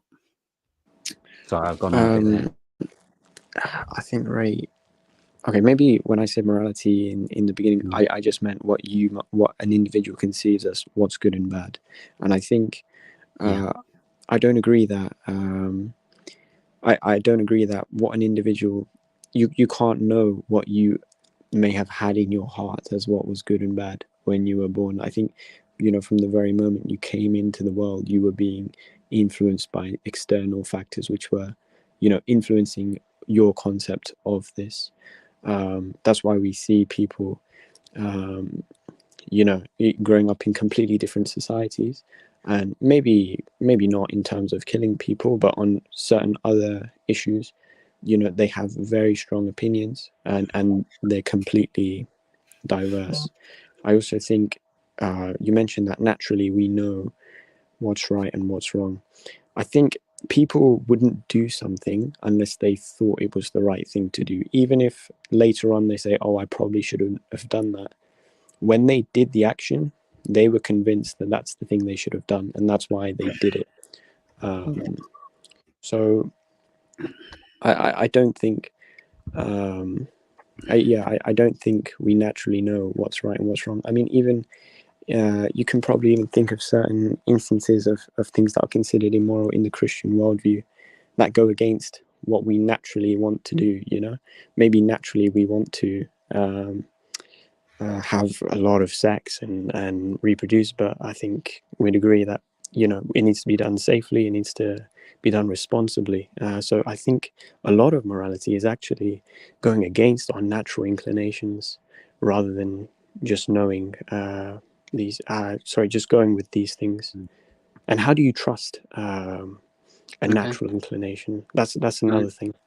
I can address that. So I think some great points, Abby. One of the difficulties is, let's take just two examples of two people born from the same parents, pretty much being given almost, this for argument's sake, the same start in life, educated the same way, taught exactly the same lessons. And as you rightly said, what will happen is that as time goes on, as they go their separate ways, they're going to use what their knowledge is, their understanding, to then determine with any new information that they're going to be supplemented with, to then make choices about what they think is the right choice and what's a good choice, what's bad. And it will change the overall view of morality. Now, what that really means is that the way I see it is, it just means that we have free will to have a level of license, if you like, to use these qualities, to kind of define them in specific examples, to use them in a way to define very specific experiences that could be a positive or negative impact on us. And that would vary from individual to individual. One person might say, well, I actually like this, and the other individual will say, well, actually, I don't like that. as an experience or whatever. But the only problem with that is it doesn't get to the root cause or the source of morality. It's just saying that once we start demonstrating our understanding of morality, we can start seeing a divergence of how it's utilized and understood. And that's fine because we have free will to choose. It's not some like pre-programmed, fixed way of thinking like a robot that, you know, if this happens, you do this. If this happens, you do this. And there's no a way around it. But what we're really trying to say to you is whatever that source is, it seems to be consistent to a set of moral standards that, one, from a Christian perspective, we see well documented in Scripture. When we look at the example of Jesus, we see that as the perfect example, best examples of the moral way. And that's something we could look at and say, and we will look at that in future episodes of now looking and comparing these different moral standards to what is the absolute best moral standard if we're going to have the best success in life. And all I'm really saying, to be honest, at this stage is if there is no God, the moral standard that we have in us, or whatever way you want to describe it, that says that we do appreciate good and bad, and we are in agreement on the core principles of love and doing good to others and being respectful and so forth, that these are primarily the positive morals that we would agree with, that we need to utilize in order to be a successful race. And that's a pretty consistent agreement with that. The only difficulty is, where do we source that? We can't source that directly from each other because, as you rightly says, we're not in agreement when it comes down to some of the specifics that are behind it. And because of there is also some, shall we say, bad morals that also exist. They then also get brought into the mix, and then the issue we then have is we have this difference of opinion when it comes down to the detail. And one of the issues we've got is that if this is the only life we've got to live and there's no source, we just are born, we live our lives, there's no reason why you can then change that moral code and start being selfish, start being evil to some extent, as long as you can get away with it and still have a successful life. And it creates a distortion to the true, I would say, moral way that we need to be as humans, because we do deeply down, when it comes to principles, appreciate what they are, but we may choose not to live it. Because if we don't believe there's a God or there's nothing behind the universe, it's just our lives, and the only thing that's controlling or dictating anything in our lives is just other humans within society, then we can obviously play some games here to take advantage of that. But it doesn't take away where does the source of this comes from. Because if we have this incredible potential of being incredibly moral in terms of love and all the rest of it, we've got to start looking, where does that take you? And you look at the amount of people and the amount of philosophers that have looked at this begging question of humankind cannot just be simply this person that just is born, lives, eats, has a job, gets married, has kids, goes on holiday, lives to 80, whatever, and that's the end of their lives, as it were. It just screams out there's just far more to life than that.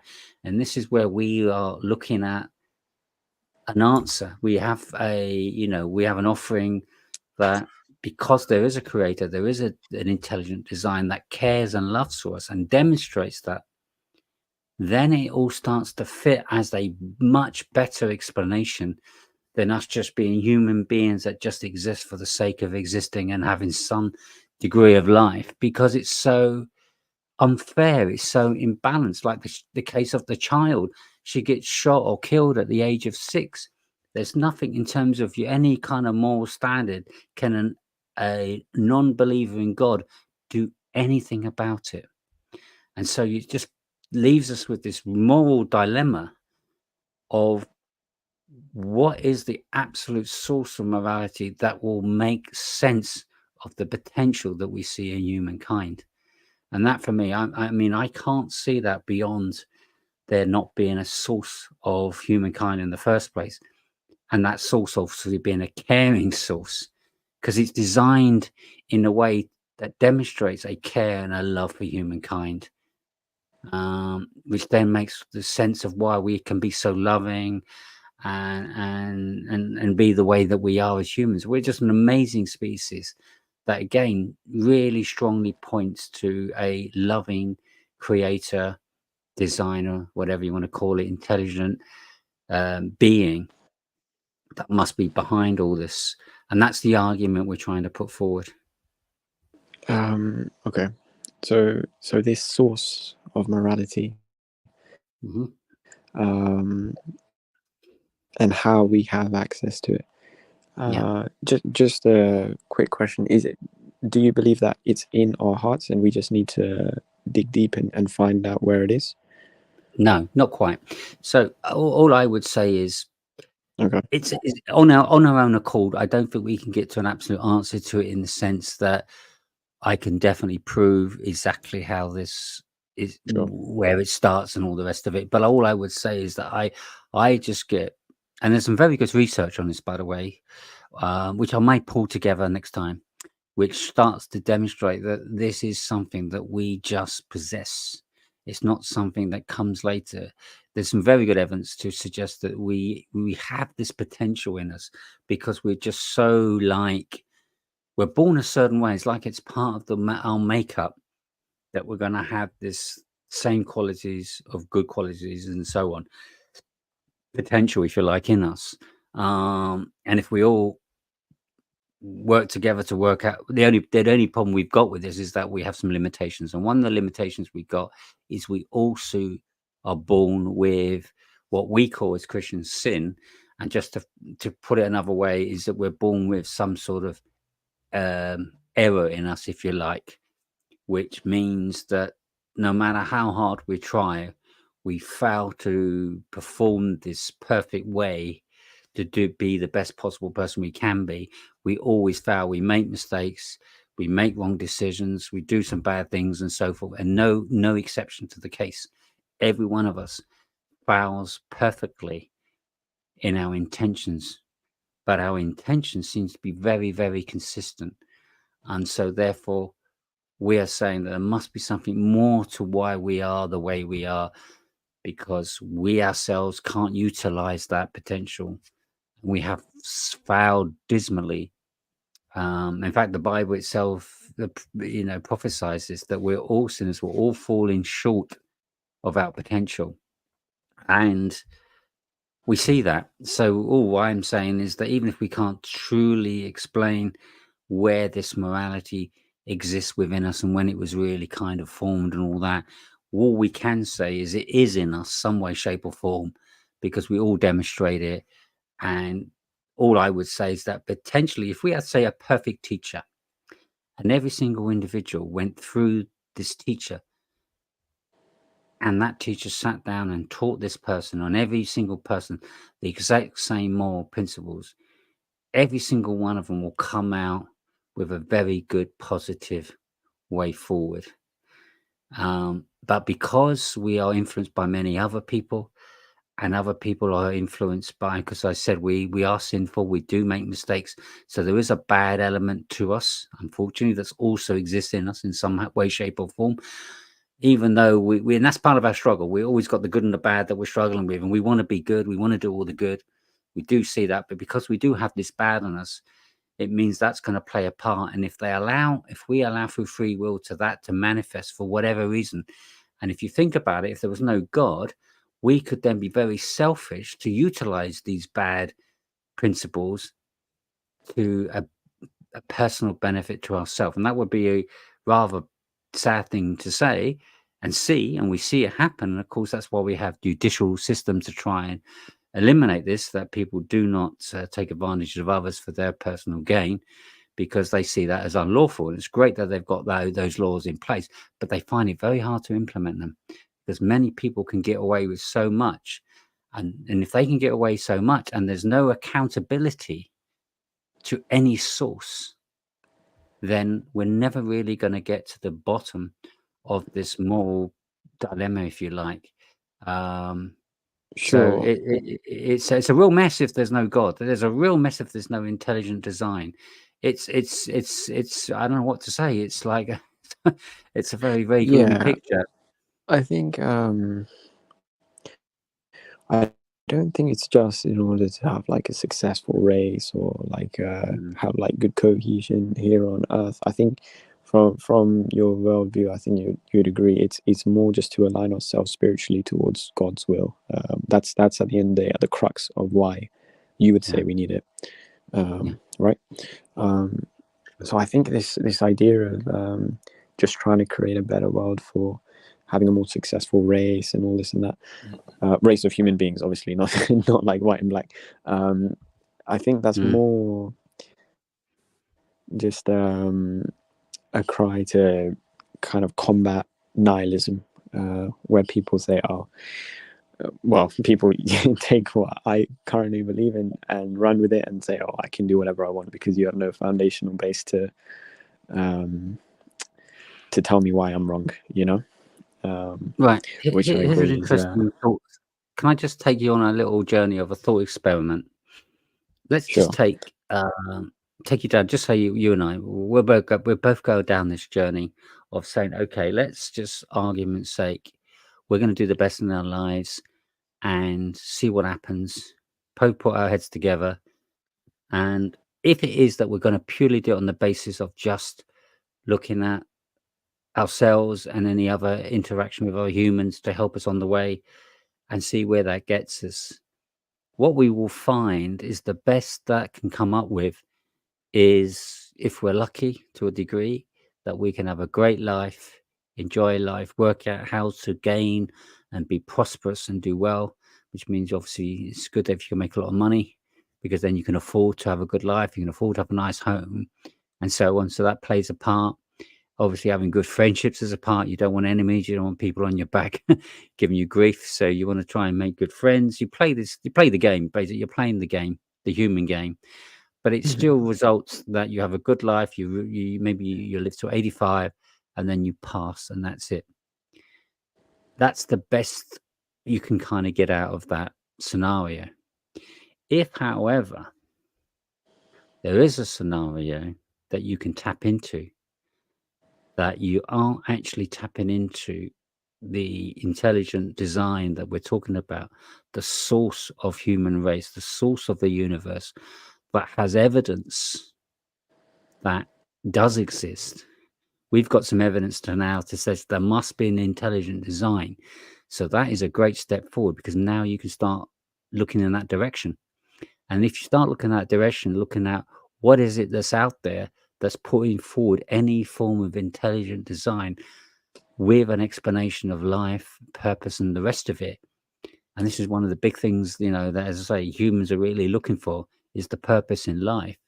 If the purpose in life offered by what we see as the creator through what we see as the best evidence of the creator's plan and purpose, that logically fits and reconciles with a very sensible claim and plan and purpose that we see in the Bible, and the fact that the Bible existed thousands of years with all the kind of explanations that put forward a good argument to believe there's a God. And then by taking those steps, we then try to connect with that God. And in that process, you get a response, a direct response in one shape or form. Many millions of Christians have, I can say a few myself if you ever want to hear one or two of them, of testimonies of how God has connected directly with myself. Many Christians, certainly more the Christians on this panel, have had direct communication, testimonies of experience of God in their lives to convince them that God is real. Ties into the reconciliation of how it all makes sense and the way the Bible describes it. God had a purpose. His purpose was for us to live forever. He gave us free will. We messed up. He has a plan, a redemptive plan to fix it. So ultimately, when we then find God, get back to God, he will then offer us eternal life as he planned at the beginning. And that's his purpose. The thing that we've got to then fit all that together, it's real.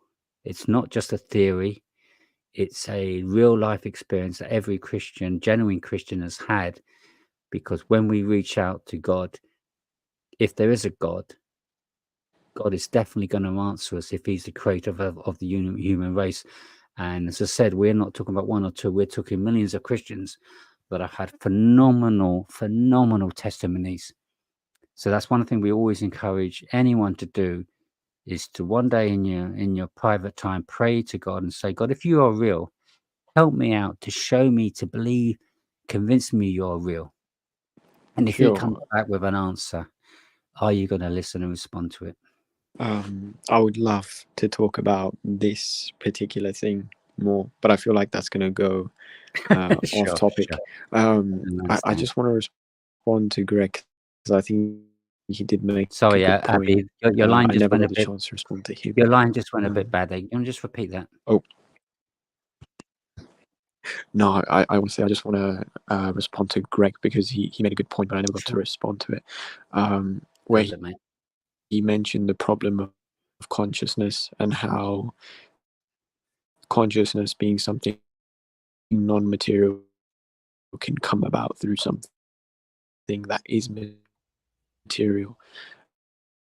That's a great question, and I mean, it's a big problem that, from an atheistic worldview, how can you explain that? I can't, personally. One thing that I do think about, though, is that consciousness, something that is non-material, is heavily influenced by material things. Like, for instance, things like our brains. If you even if we don't have the right type of nutrition, if we don't consume things like good fats, our brain might function at a slightly less than optimal, in a less than optimal way. So I think there is a relationship there between our consciousness, something non-material, and the material world itself. But the question of how it actually came about through, atoms rubbing up against each other, I don't have an answer for that. And I think one of the strongest arguments for the existence of, the strongest arguments that debunked materialism for me was, if you think matter can just rub up against each other and create consciousness, then surely you think you can rub a lamp and a genie can come out of it as well. And I was like, yeah, that's very true. Yeah, the issue with consciousness is, when you look at the the energy that is infused in the womb, and you look at what comes out of that energy, scientifically, using the scientific method, it's clear that matter does not infuse consciousness. There's no consciousness from matter, and I guess, Abby, my big problem is with morality, with creation, with everything. Atheists, agnostics, agnostics all have to borrow from God to have any type of foundation. You see, we're born with consciousness. Babies know. Babies know sometimes that they're being naughty. They know. You can see. I've seen with my own children. I've seen it. They know. They know what they're doing is wrong. They when they're shouted at, yes, you can say it's environment and nurture, but there's a consciousness. There's a conscience in our consciousness. There's a feeling that we all have within us that says we know what we're doing is wrong, Just like there's no point in sending a missionary to a country if they're not going to believe in God. So when you have missionaries going into Africa, South America, and everything, the reason they're successful is because people know in their hearts there's God. They know there's God because they look at the planets, they look at nature, they look at the complexity of just one genome in the body contains something like 3 billion cells. Now that genome has got to match perfectly. The complexity of it is one thing, but just speaking about consciousness, if consciousness is something from matter, then it would have evolved. Now it would have evolved where? At what point did consciousness evolve from matter? It's clear that we all know that there's God. And Cherokee Gypsy put up a thing earlier on, which I had on the screen. Oh, here it is. I'm a presuppositionalist in that all mankind in their hearts know there is a God. There is an objective morality within us. It is written on our hearts. This is the image of God. So how does truth comport to reality here? If there's no God, there's no morality. If there's no God, there's no consciousness. If there's no God, then how did we get something from nothing? If there's no God, now using the scientific method and using the criteria for the scientific method, explain these things. Okay, it's impossible. You can't explain them. You can't do any randomness experiments. You can't do any experiments where something is made from nothing. And we can't even do experiments where two different kinds can produce offspring in continuum. So the objective morality that you are trying to reach as an atheist, you can only get to somewhere on that spectrum. You can only get to some type of meter, some type of graph by borrowing from God.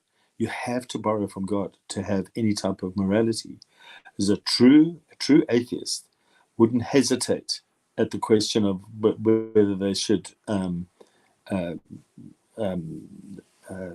provide their own life for that of a 6-year-old.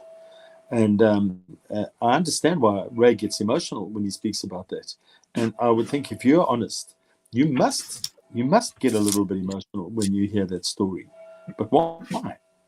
Why would Abby, that doesn't know them, didn't speak to that person? Why would you feel a little bit emotional? And why did I feel a little bit emotional? And then when Ray got emotional, I felt even more emotional. It's because we are image bearers and we're created in the image of God. That comports with truth because we got body, soul, and spirit. So when our bodies cease to exist, ashes to ashes, dust to dust, how do we continue? How do we know we continue? Well, I can tell you using the scientific method that I know that we continue 100% because I've done transcendental meditation and I have gone out of my body.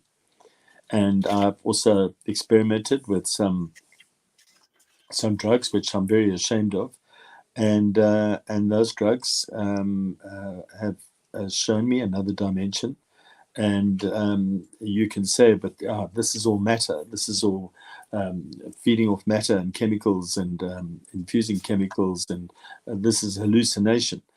But the fact is, when you're doing transcendental meditation, you're not experimenting with those. Now, I'm not using transcendental meditation to say anything to do with Christianity. I'm saying our consciousness, we are aware that we have a body and a soul and a spirit. And God says that to us. And then, Abby, you have, I don't know if you've ever studied any of the prophecies in the Bible or read through them and seen how they've been fulfilled. I don't know if you've looked at I any of haven't, no, but I have started. Arul kindly gave me some recommendations, and he walked me through how to read the Bible. I started on the Gospel of Luke. Wow, Very recently. That's fantastic. Now, that Gospel of Luke, are you finished it, or are you still busy No, reading? I'm about 5 chapters in. Okay, and you see, that comports with reality. Luke is a doctor. He is known as an incredibly accurate historian, because all of his dates, all of his writings comport with the history, archaeology, and his description of the birth of Christ, the circumcision on the 8th day, the naming of Christ, the witnesses. All of these things are just incredible. I just want to get back to the consciousness thing, though, because if you're reading in Luke, Elizabeth walks into the room when Mary's there, and John the Baptist leaps in a womb. He leaps in a womb from recognizing the consciousness of the baby as prophesied, as one who makes a way in the wilderness, John the Baptist. These are all prophesied. And so when you get into biblical prophecy, there's another whole dimension. And you say, has this got anything to do with consciousness? And has this got anything to do with this is something supernatural. So our consciousness is something supernatural. It's not a material. Otherwise, scientists would be trying to, they can't prove gravity yet. They can't make sense of gravity. With all the formulas that they've got for gravity, there's no scientific method explaining gravity. Gravity is still pretty much a mystery. And consciousness for scientists is still pretty much a mystery, because you can't prove it. But it comports absolutely 100% with God's revelation. So God gives humankind a life in his image. He then makes one law to enjoy this life, and that one law has been transgressed by mankind, and we're now in a state of sin. Now, do you think that mankind in their consciousness are in a state of sin? What you see with your own eyes, even using the scientific method, would you say that comports with the truth, that mankind as a whole are in a state of sin? Yeah, but so I would say yes, but I think we might have two different ideas of what exactly is sin, Well, share yours, please, brother. Yeah, so for me, when I would say sin, I would say something that doesn't conform with my conception of morality. Sure. That's what I'd say. Sure, and we go around in circles about objective and subjective morality. Yeah. But nonetheless, let's just take it. Your subjective standards of morality. I'm just going to be back in 1 minute. Can you carry on there, Greg? Is that all right? Yeah, sure, brother. You go for a pit stop. I've just been. So your standard of morality. Let's just go with that. So you're saying that sin doesn't comport, or sin does comport with your subjective standards of morality, and therefore what you look at as being wrong with the planet. Would you say that as a whole, humankind would look at that? I'm not talking about the tribes far off that believe in cannibalism. I'm talking just as a whole, humankind. Do you think that we can agree that humankind believes we are in a state of depravity, in a state of the second law of thermodynamics, where everything is atrophying, everything seems to be breaking down, society seems to be breaking down, families breaking down, divorce rate has gone up, communities are in squalor, the sea has become more polluted than it's ever been. Some people say it's too late. We have red tide on the sea, as prophesied in the Bible that the seas would turn red. Do you accept that there is a global state of depravity, that there's a global state of sinfulness or immoral teachings? Yeah, I mean, without any qualifiers or Sure. Like the short answer is just yes. Yeah. Okay. So for us, the whole love that we have in our hearts for you now doesn't come from within, and it's not a material love that we feel for you right now. And you can look at the people in the chat, the comments that have been made towards you from people in the chat. They really admire you. They love you because of the way you speak and you're honest. This is not a materialistic love. This is a God-given love for you, because the worst thing that we could possibly imagine is that you are rejected by God for not calling on his name, and you are sent to hell. Yeah. Now, putting that conversation aside about heaven and hell, within you, there seems to be an agreement that we are in a state, humankind is in a condition and a state of, if you don't want to call it sinfulness, we could call it depravity. And that's why for us, we know the Savior. We know him personally. The Savior is Jesus Christ. All of the counterfeit forgeries that exist are saying that you can get to the state of sinlessness. You can get to the state of nirvana by doing good works, by doing various functions. Christianity is unique in the fact that God himself says, I will sort this out for you. I will make a way when you can come back to the original creation that I set out for you, which was the Garden of Eden. You can come back to this goodness by just calling on my name. By calling on my name, believing me with all your heart, you can come back to this.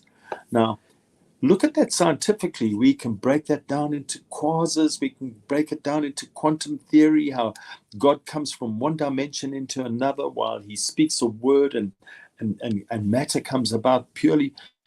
We can explain all of that scientifically using various theories.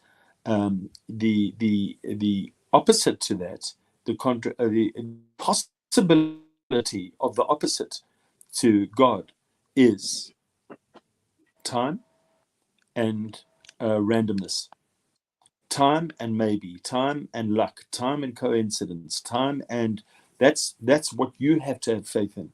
You have to have faith in all of those things. But what you're doing is you're violating your own conscience, because your own conscience tells you, from your standards, never mind objective morality, your own conscience tells you, when you look around, we are in a fallen state. And sorry. Yeah, I was just going to ask Abby, if I may. Do you think, as a person, that it would make more sense that we could live for a lot longer? And have you ever asked yourself, why is it we only live for such a short period of time, when the potential of us humans could be, and it has been scientifically proven in terms of biological tests, that we could potentially, if we could solve a few little issues with the way we age, that we could actually live for thousands of years? Is it ever kind of crossed your mind as to why is it we only live so short, and the potential of us humans is so limited to what it could be? Honestly speaking, no. I've always sort of just thought about, okay, it is what it is. Our lifespan is about 80 years, maybe 100 years. If we take care of ourselves with good medicine, we can prolong it, but eventually we will die, and we can only increase the number so much. But eventually, just because of the way things are, we die. That's always been my perspective. Yeah. Would you like to think that we could live longer? Would that be something that would interest you? Yeah, of course. No, that's a good start. Which is why we're exploring it. So this is not about us proving anything at this stage. We're just exploring it, putting the case, if you like, that there must be more to this than just what an atheist would say, that we just exist. We come from nothing, or certainly not from any intelligent design or creator. We just exist, and we just perpetrate our lives accordingly, make the most of it. If we're not misfortunate to be born in the wrong country, or whatever it may be, where our lives are cut massively short, which creates a huge injustice in the world, and that's it, and we live with that, then if you're happy with that and happy to be content with that, I think, okay, that's kind of fine up to a point, if that was all there was to it. And what we're trying to say is we've got so much great evidence to suggest there is a lot more to this. There's a lot more that is offered than just having this very simple, limited,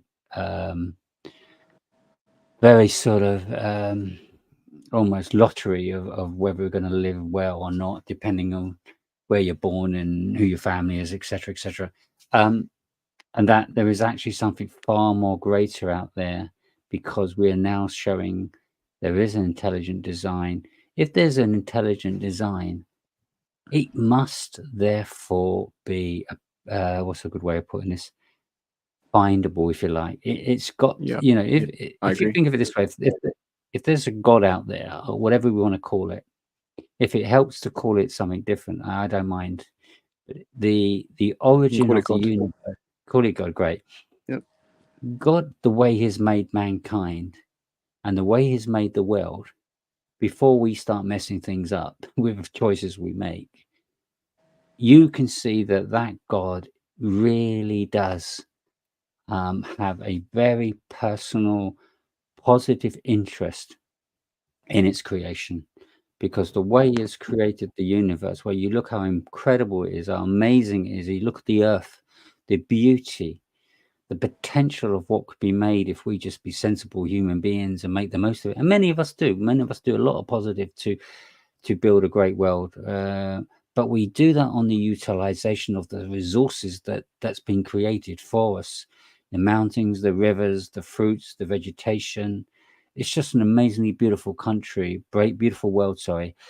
And that again is just pointing back to this origin of this God, that if this is the case and the evidence is showing the potential this is the case, there must be a way of exploring this to a point where we can then have enough evidence to say, I'm now convinced enough to believe there is a God. And we would say the way that we can provide that evidence, and I'm so glad you're starting to read the Bible, because I think the Bible provides a really good clue. And it's, at the end of the day, a book we would highly recommend you read, anyone to read, because it has provided some great insights to what I think explains who this God is in a way that makes the best possible sense from any other book on the planet. And then it then leads to also that when you start reading the Bible and make an attempt to connect with God, we are saying confidently, I mean, hugely confidently, because it's also in scripture, that God promises to respond to you if you are genuinely seeking Him. So that's even in scripture. Those that earnestly seek Him will find Him. So what have you got to lose to at least try and explore that option? No, you've got nothing to lose to try and explore that. I agree. I think this is something I've been thinking about for the last few days.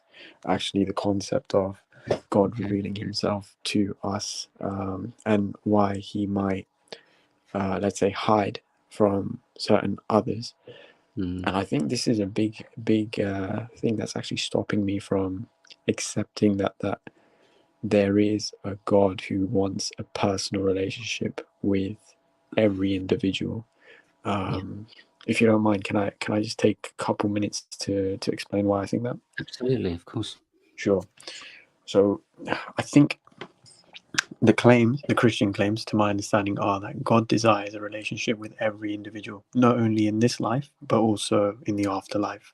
Yeah. And by accepting Jesus as the Lord and Savior and repenting our sins, we can enter into a restored relationship with God that continues into eternity. A big problem that I see in the face of all that is that there are non-resistant non-believers out there. And for me, that means that for me shows that God has decided, at least for now, not to enter into a relationship with certain people. And the counter argument might be that God's hiddenness might be necessary because then we can develop a moral and some moral and spiritual virtues like faith, patience, perseverance, Yeah. the capacity for love, and this allows for a freely chosen relationship with Him rather than one based on Yeah. either coercion or just a mere presence of overwhelming evidence.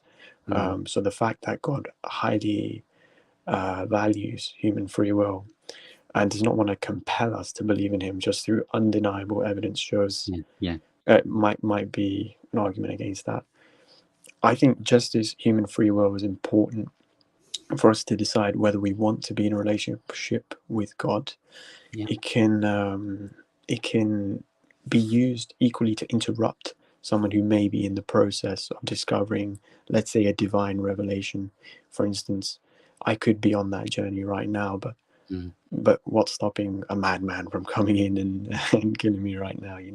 Hopefully that doesn't happen. Okay.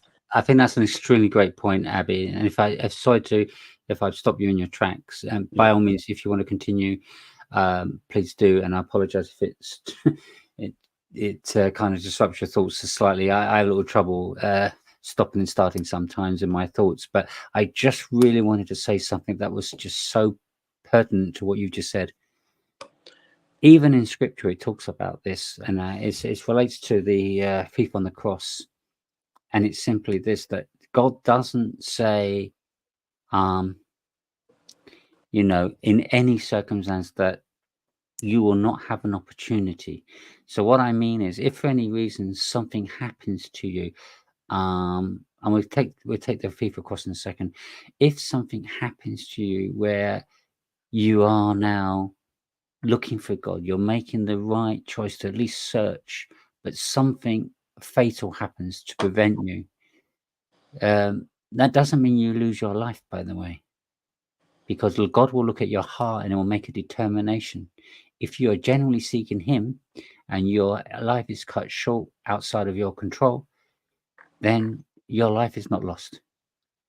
So it is dealt with on the basis that those that will lose their lives are only those that make a positive decision against looking for God or believing in God, but making for example, the thief on the cross absolutely did not believe in God at all. Yeah. And what happened was, we obviously don't know the ins and outs of his life, but on those last seconds, because he recognized and had an opportunity where he could see Christ and realize who that Christ was, he realized that Christ was real. And then he responded in his heart accordingly, knowing who that was, and that saved him. So we do have opportunities to that. As long as we have a life and we have time in our lives to explore it, it means that while you're alive, unless you make a decision to shorten your life, for example, back then the thief had obviously committed a serious crime, and let's just for the argument's sake say he was guilty and he knows the punishment is death. He therefore is receiving the consequences of his decision, and therefore if he hasn't made any attempt to search for God or look for God or respond to anybody that approached him and just made a decision to do whatever he did, then he's going to lose his life. But what God is saying is that He will give everybody a fair chance.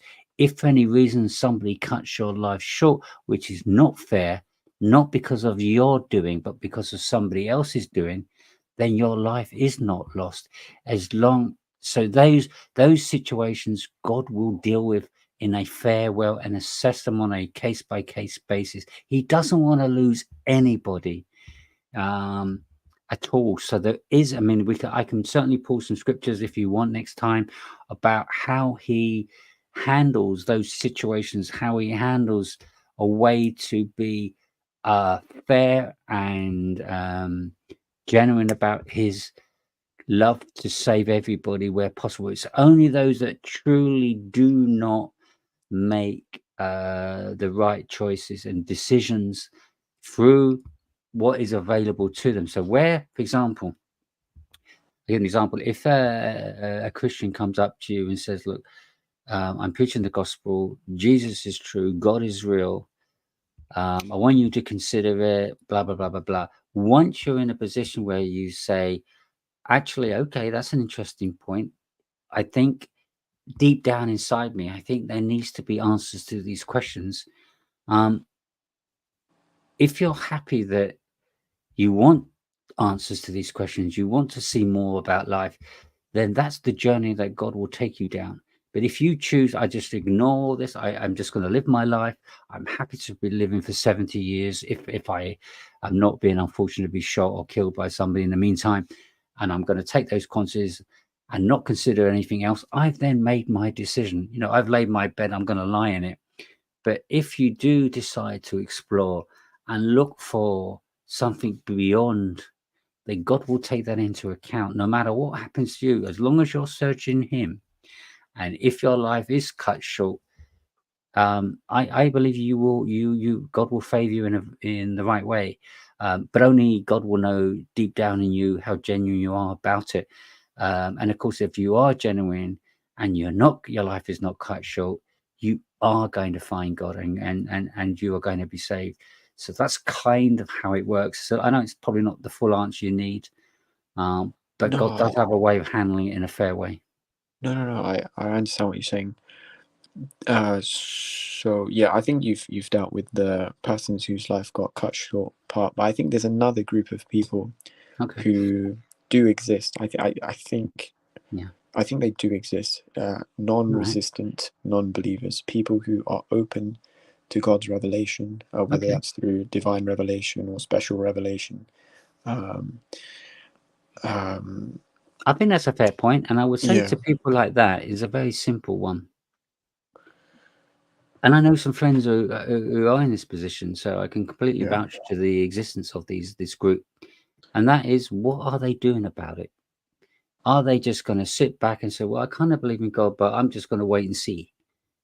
And I think everyone should generally have a valid, positive reason to Yeah. not just be lazy about it, but to search for it, because doesn't take much to put that effort in while you're doing everything. If you think about, like, for example, you decided, I don't know, to take up I don't know, golf. It's quite a time-consuming exercise. I've taken up golf, and it's I've never been that good at it, but I've enjoyed it, sort of. Frustrated at the same time of how difficult it is. But you know, you get into golf, you could put in serious hours. So it's amazing what time and hours or video games that we can spend doing things of self-pleasure. Why not spend a tenth of that time just to see if there's a God? At least make some effort in our lives, because we've got no excuse, really. When we think about what we can do with our lives and the hours we spend on all sorts of nonsense, why not spend some time in that area to search? And as long as we're searching, that is God what's looking for. And He says, Right. those that search me, they will find. So you can't just sit on the fence and say, well, I believe there is a God, but I'm just gonna wait for Him to come to me, sort of attitude. It's No, probably that's not what I'm saying. That's not what okay. I'm saying. Sorry, carry on. I mean someone who's open to Yeah. the message of Christianity, Okay. and is actively looking and Yeah. is having an honest, genuine Yeah. exploration of the Sure. validity of it. At Okay. the end of the day, I think I personally think you don't choose what you believe. You're either convinced of something or you're not. Sure. You Sure. know, Yeah. Yeah. and given that people exist who do have this genuine exploration of Christianity, and they, one, either don't feel God's presence, or two, they're not convinced by the evidence presented that they will eventually one day feel this, even if right now they don't. I Yeah. think that shows that that there is why would God allow for some individuals to remain in a state of unbelief despite their openness? Okay. Okay. You know? Okay. I see what you're saying now, Abby. Yeah. Okay. So, there is some. Let me just try and be kind to the way I want to explain this. So I don't want to say. I mean, what you said has got a very valid point. So I just want to say that first and foremost. The Thanks. thing is, here is your qualification may not be right in the way you think it may be. And I'll give you an example. When an individual says that, yeah, I made some attempt to research, I didn't get a response, and therefore I can't believe it, and it's no fault of my own in that sense. The problem with it is the lack of detail behind that in terms of what really is going on with that person. So it's very difficult to qualify that until you can sit down and sort of interrogate that individual and ask the right questions. And here's some examples of where this could be a problem. The first one is whether you start to believe things on a very, very poor premise or false premise. In other words, let's just for argument's sake, I don't want to mention a particular religion. Let's call it Religion X. That exists as well. And they say, well, only if you believe what we believe, you're going to find God and receive eternal life and all the rest of it. And they say, okay, what is it about Religion X that proves it's true? And if they start giving you all sorts of crazy ideas and stuff that just doesn't make sense, but is being packaged in a way to convince you, but what you're doing is you're not doing your due diligence. You're not properly checking it out. You're not validating it. You're just running with it. People can be fooled and deceived left, right, and center. So that's one of the challenges. They then create these beliefs within their mind that become like a barrier to even the truth itself. And the scriptures warn us about this. It's, you've really got to look at what you believe, why you believe it, and follow it through logically. That's why we're trying to do these sessions, to break it down into really simple, logical, reasonable steps so that we can follow a journey that doesn't fall into these traps. So that as long as we stick to that path of truth and making sure that we validate that truth and dispense of anything that doesn't qualify, we will be on that path. And that's what God promises you. Be on the path. That's the way, the truth, the life. That's Jesus's offering. He is the way, the truth, and the life. And he will guide us, and God's Spirit will help us as long as we're seeking. So it's all down to the journey of the individual and how genuine they are about their searching for God.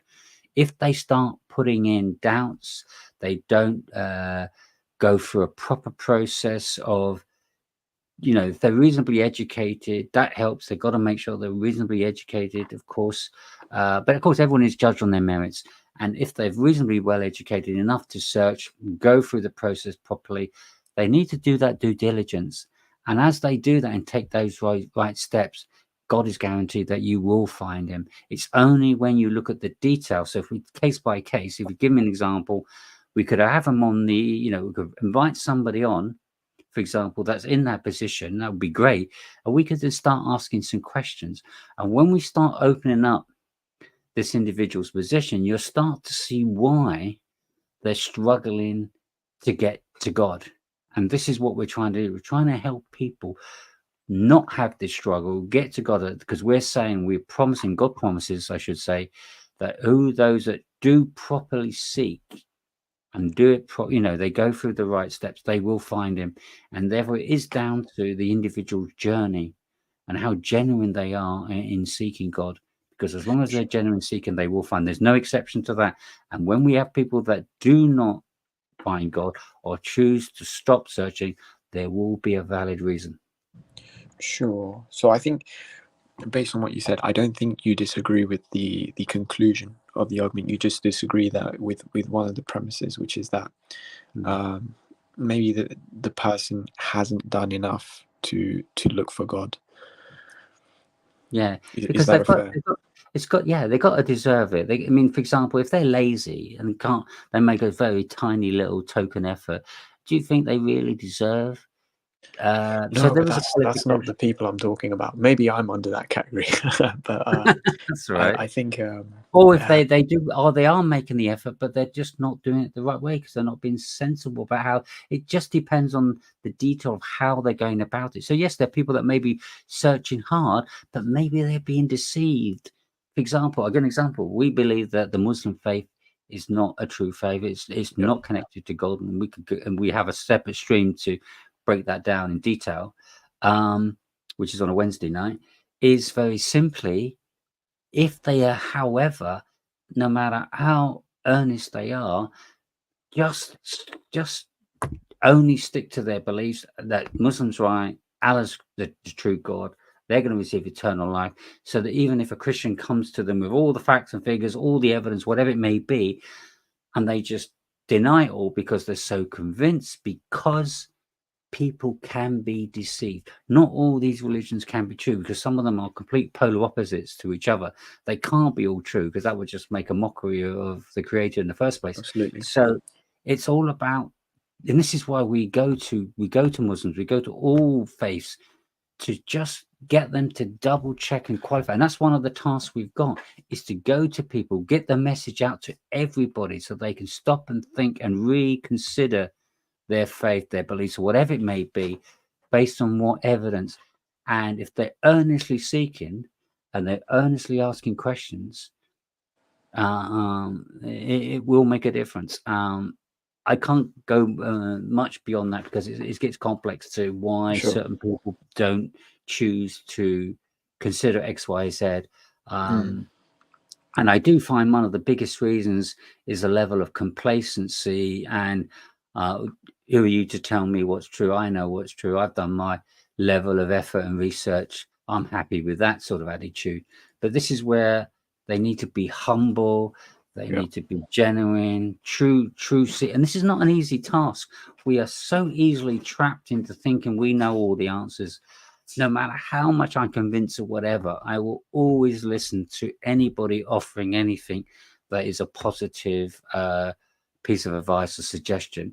And I think that's where one of the failings with people is they're caught in this trap of either self-indulgence, that they know better, they've done a level of research, they're good enough, and they have certainly put in the effort, but what they've not done is been truly genuine and honest and humble about their faith and what they believe. And as a result, we've got these people that can be very, very stubborn, and you just can't break them down no matter what you try. And if you think about it, then that's the consequences of their position. And the Bible really does warn people against this. This is why it's so important that we have to be truly humble individuals, to be able to open up the option to really be able to discuss, see these things, work through them, correct yourself where you see you're in error, and so forth. I think a good example of this is when some people, you can talk to a professor on, say, biology, and you've read a book on biology. Next thing you know, you're going around and you're an expert in biology. But you're never going to be properly taught biology unless you start eating a bit of humble pie and listen to those who really are the true professors. Because if you're going to live a life with some knowledge and start going down this sort of attitude that you know enough, you've done enough, it's going to be you're failing, if you like. Sure. So I guess from my understanding, you're saying that there are people who are non-resistant but are non-believers, but give them enough time and don't interrupt their process, that will turn into belief. Say that again, sorry, Abby. So people who are not resistant to having that relationship with God, give them enough time, don't interrupt that process, and that will turn into belief. Not quite. Very close. Okay. But there's one tiny piece missing, is they still need to take one step to search for God. So there needs to be a positive step in that process. And then, yes, otherwise they will find God. Yes, absolutely. Okay. The bit that I have trouble with is, for instance, I think you agreed with me earlier when I said we don't necessarily choose what we believe. We either find something convincing or we don't.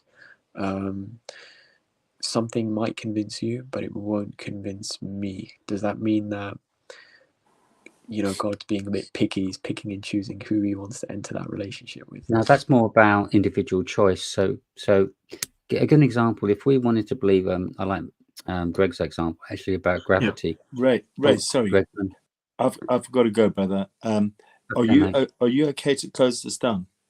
Yeah, definitely. You go into brand, press outro, and then end stream. Yeah, no problem. Thank you, you. Abby. Thank you. Thank you, Greg. Just want to say goodbye to Darren and goodbye to everyone in the chat.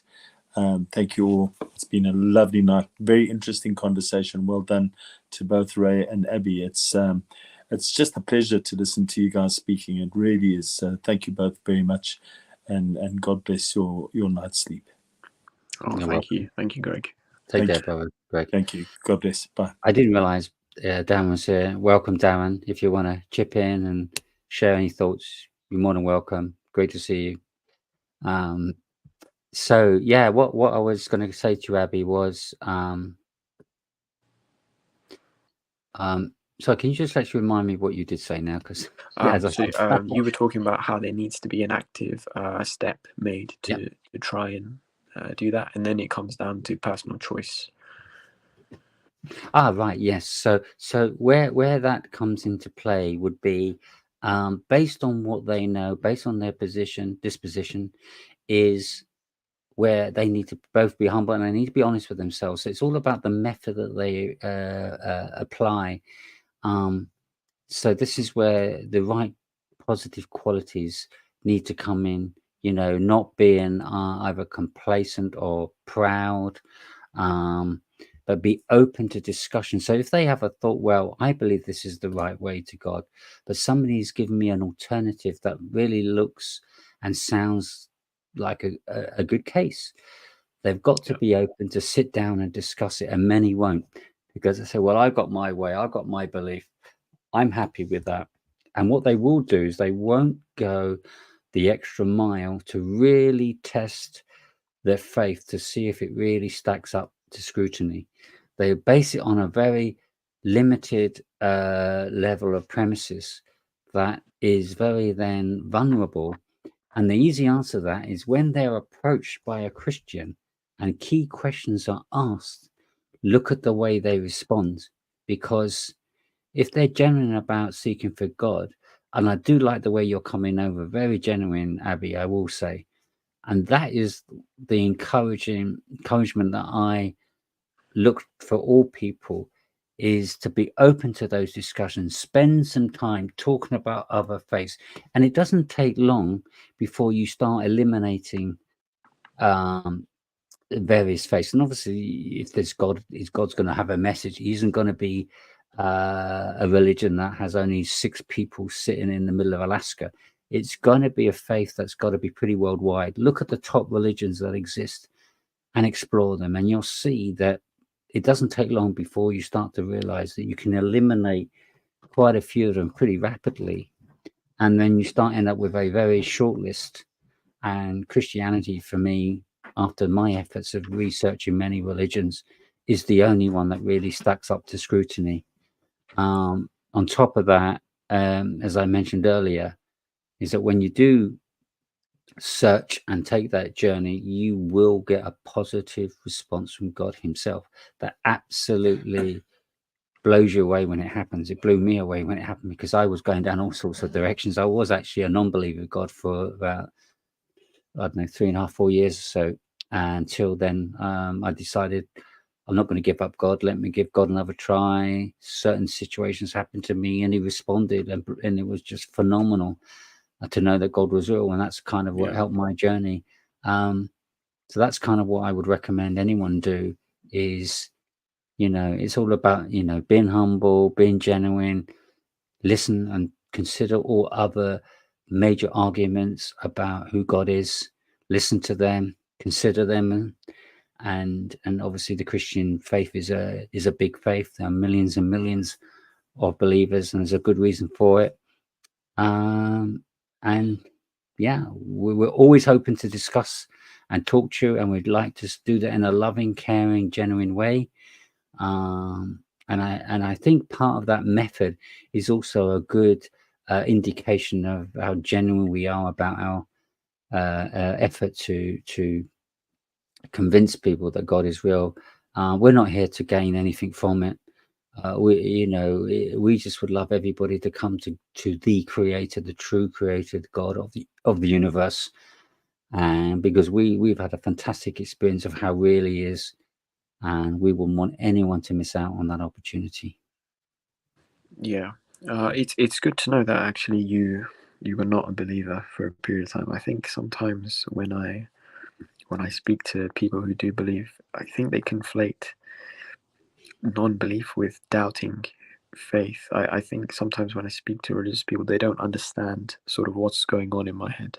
But it's good to know that you're in that position.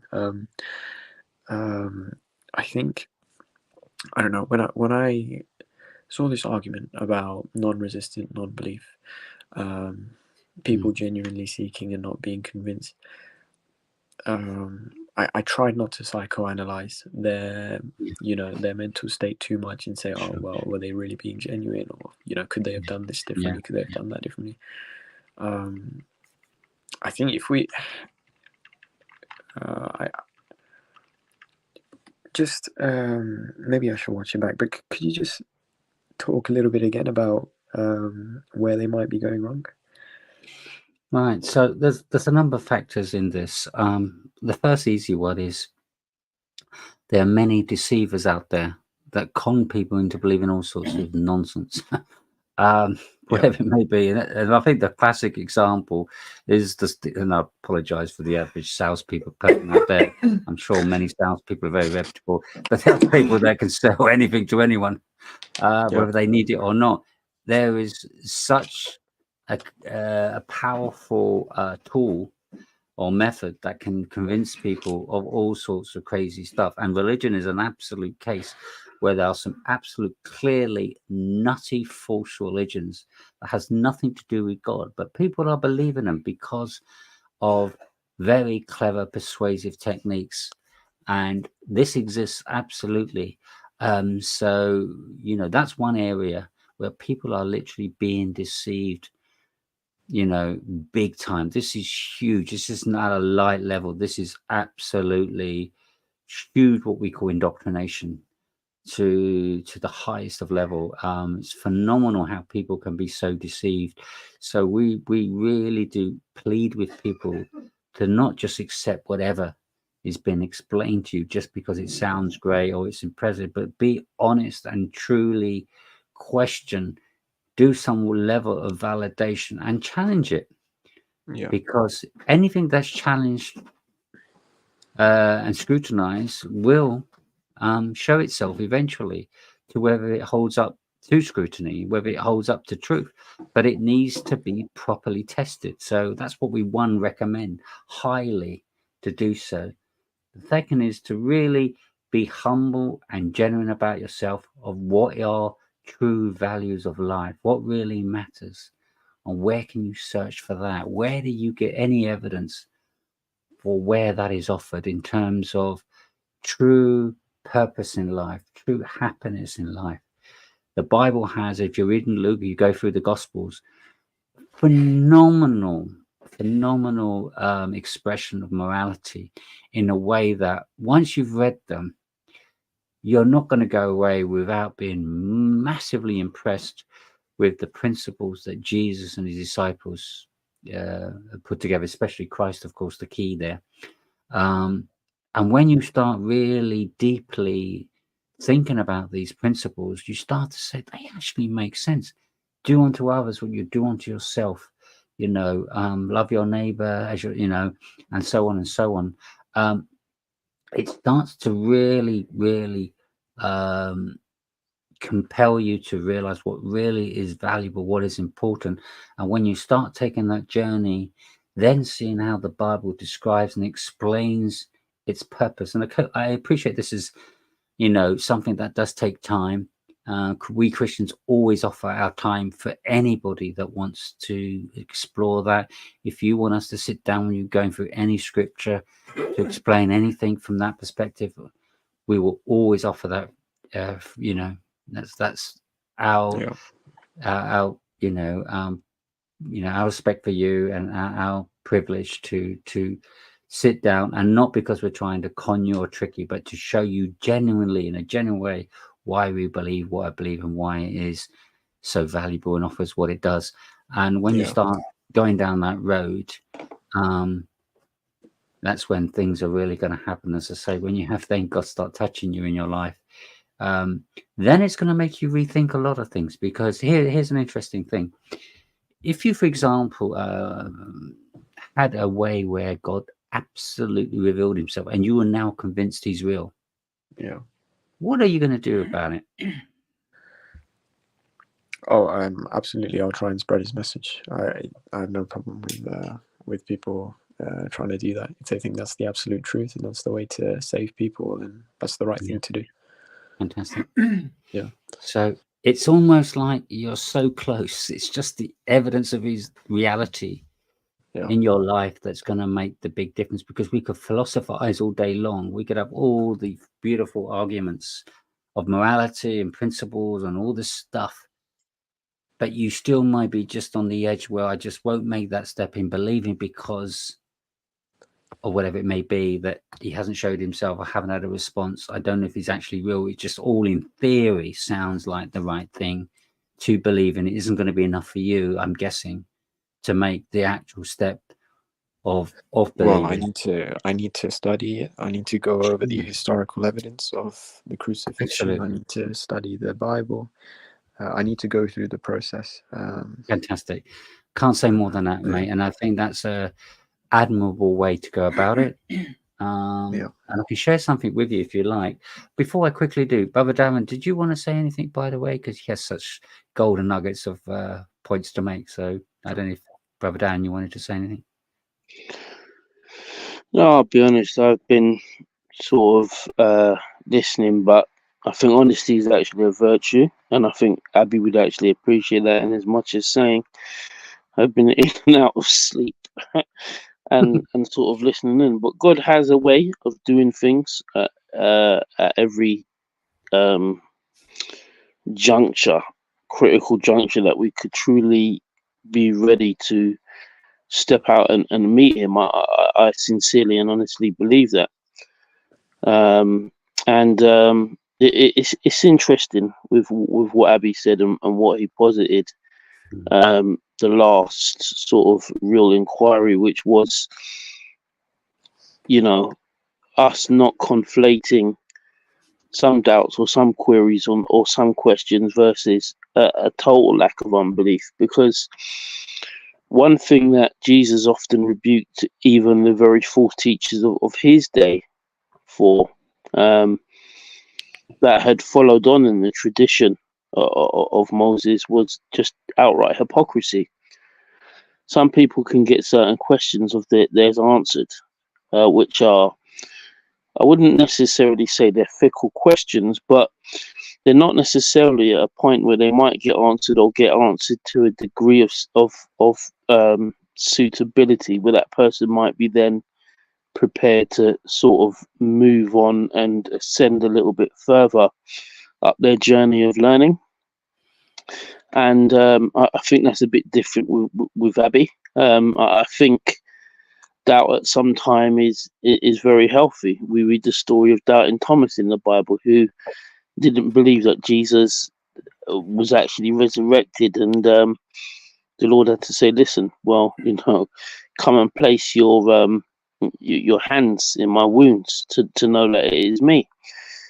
I myself grew up in a Christian family, and I'd go as far as to say I'm coming from the Pentecostal evangelical branch of Christianity, and with ourselves, and even coming from an African family, further back, there was things that people had sort of prophesied over me when I was a young man, and at times I was running from it and trying not to acknowledge certain realities. But I think sometimes once a seed is planted in you, and I said the divine seed of what can be a transcendent reality of God, that hunger or desire to kind of pursue and to search for that righteousness, it, sometimes even if everything's not even answered to the nth degree, is something that I genuinely believe that God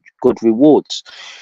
I mean, there are a couple of other mainstays for me, which really, especially in the light and day and time and an era of which we're living in, which really stand out as realities for me. But if I look at, say, for example, when I say the theistic worldviews, and some of the archetypes, the divine archetypes that came before Christianity, well, it was always that there might be perhaps a king or a queen of high noble lineage, as we saw in ancient Egypt or ancient Sumeria, who'd come from a pantheon of gods, or there was a pantheon essentially, and they didn't necessarily see humans, even by empirical evidence, ever returning back to life.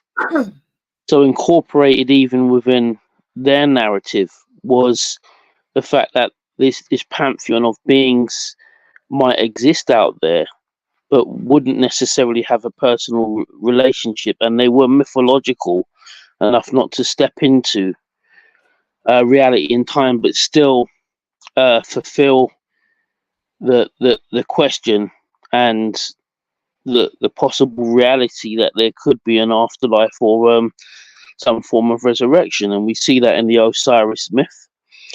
We see that from ancient Egypt, and we see that in Sumeria with Inanna, who became Ishtar, and we do see iterations of that in a similar way that one might argue, well, aren't there sort of iterations or counterfeits or chips off the block in terms of Christ? Well, yes, but we never see those particular beings ever become a reality to step into time to even consider by historical consensus as to whether they were real. That's one thing.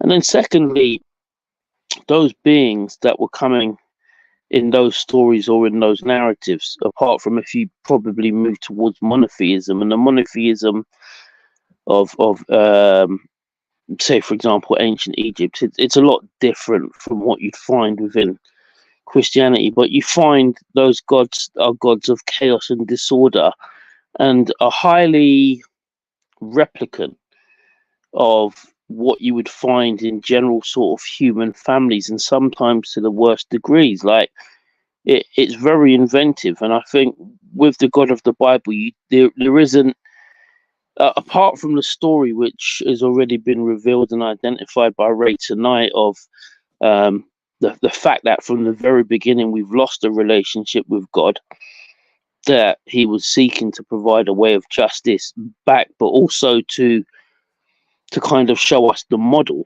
which would be essentially in a being that was formed on the earth, that by ourselves we would be insufficient by large, or in extreme cases, for our own morality. But even our own morality wouldn't always provide a sense of justice within itself.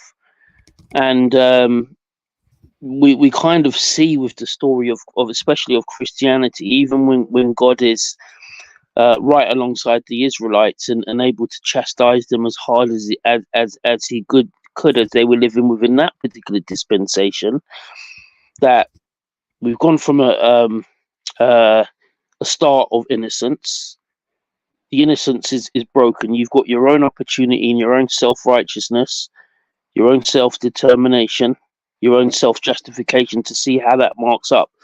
And as an archetype, if you're to then take that as an archetype in Adam, say, for example, because the Bible says that in Adam all men have sinned, and I think that is a statement that is a bit of an axiom, but just saying that in our own self-righteousness, our own self-justification, because every man can have their own standard, they would sin. That's happened. So we can see, really, if we were to sort of tick off that particular model, it doesn't really work. Just having a whole bunch of laws thrown out at you and expecting to do good for the sake of it wouldn't. And I did actually hear Abby say earlier on, well, if it was really just down to morality, why can't we always just really do what we do? Because I'll be honest with you, in my actual flesh, I do not want to be good. I grew up in Brixton in South London. I never had a father, and one of my best friends' dad was a drug dealer. We grew up in, some of us, we didn't have fathers, and in the West Indian community, and where we're coming from, out of a diaspora, idolizing role models, even for the black community, and kind of coming out of slavery, that were put on TV for us, that were gangsters. So I already had a bit of a, how could you put it, a sense of identification with a role model that was right to me and could be portrayed, in the media in the very early 80s and 90s, when every black man, and even if you look at Denzel Washington when he won and was, well, whatever the award was for Training Day, it was as a bad person. And so sometimes the culture, the history, and where you're coming from and your environment can do that. But even then, the archetype, once again, on a model for me of just being good was lost, because I'd already started to go a bad way. I tasted of bad things. And now my morality was skewed and I preferred those things. And Abby said something true. I actually, in my flesh, would prefer to go to Amsterdam tomorrow on a plane and smoke skunk and sniff coke and do all these wrong things. Why?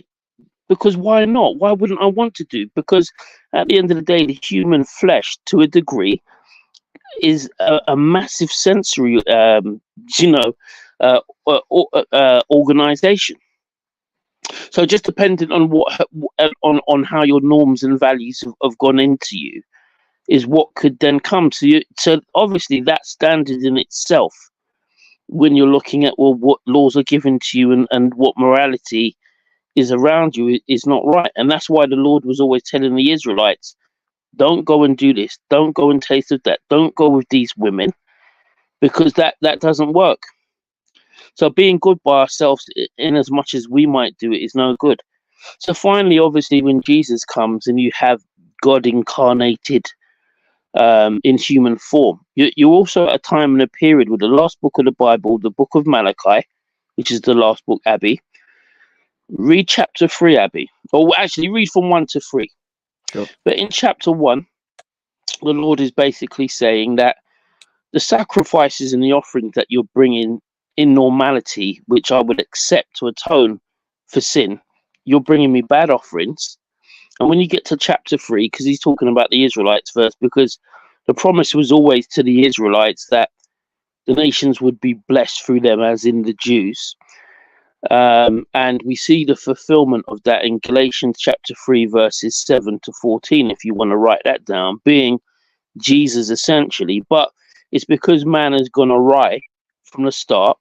The atonement is provided, but the model is provided, and you get the case study or the history alongside it to recognize that it's not enough, even with the whole history of Israel, who arguably are a control group, if we look at it scientifically, to just understand that man will keep messing up. Throughout every single book of the Bible, that's what happens. If you're expecting to read the Bible, which you may have done, and maybe another thing that stuck out in your mind, and think, well, you're going to find, especially through the Old Testament, that it's all about righteousness or piousness. No, people, including even those that are very of higher or outstanding position, keep messing up. But when you eventually then get to Christ, you almost then get the case history and the study, which is saying, in order really to see how man would be reconciled back to God, and what that man would look like, and whether anything else has worked before it, you see that it just hasn't happened. And Christ, even after he's died and he's resurrected, he says he'll send the Holy Spirit, which is to convict man of sin, as well as you obviously then having a progressive move and progressive revelation throughout the different books of the Bible, and the different archetypes and the different dispensations, to just show that it doesn't work. So that is what I think is absolutely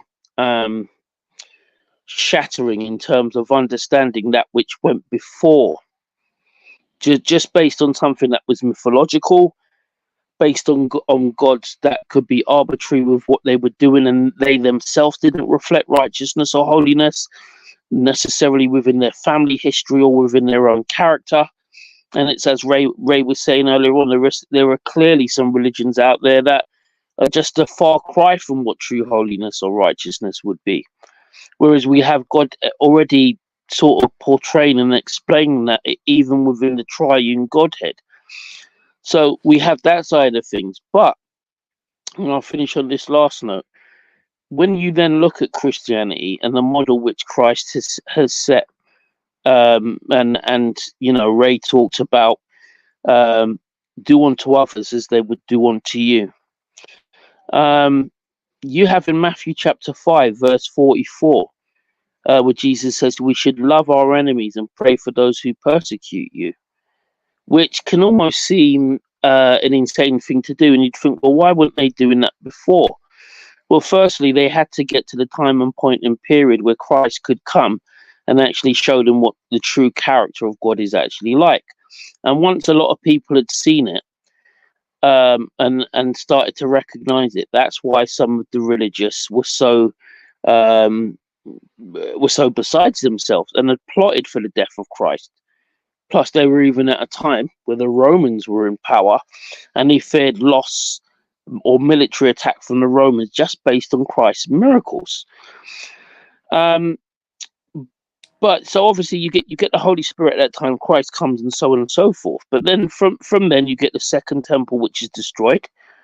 That's now a part of the reason, Abby, why we've got the war with Israel and Hamas, because the Jews at that time had already rejected Christ. Some of the zealots decided to revolt against the Romans. That ended up in a war that went horribly wrong. Plus, they killed James, the brother of Jesus. The Israelites or the Jews used to go to people who were full of the Holy Spirit in order to consult amongst themselves as to what strategies they might take. When they killed James and didn't believe the Christians, and the fact that God was truly being sort of shown via those Christians, we can see the path that they went down. They were comfortable where they were before in what they in what they believe was revealed, not the fact that their sins, and onto every single man, their sins essentially need to be eradicated, and they need to kind of go through that sort of testing, if you see what I'm saying. As a result of that, we now have almost, if you look within Islam, even if you look within maybe Roman Catholicism, you look through Jehovah's Witnesses. Ray is an ex-Jehovah's Witness. If you look in many different iterations, Christ identity cults that have got a Christ, you find that Christ then is normally non-divine, not the Son of God. Sometimes didn't die and atone for sins like he does in Islam, and doesn't resurrect. So that goes away. Because I've always said myself, if God exists, really, and this is just a simple concept for me in logic, he should be able to come here and prove that he could live above sin himself. Otherwise, he's just a dictator, and you're following something blindly. And the other part, of course, is proof of concept for there being eternal life, which, if we're not going to get to step over onto the other side, we must see something which we can then take our own faith upon, which is already evident to be able to make an informed decision upon to come to Christ. And I believe that is the resurrection. And I don't see something like Islam massively comes and takes it away. Something like Roman Catholicism will still give you the death, burial, and resurrection of Christ, but all of a sudden the priests have stepped in and taken more control and added in more traditions which don't make any sense.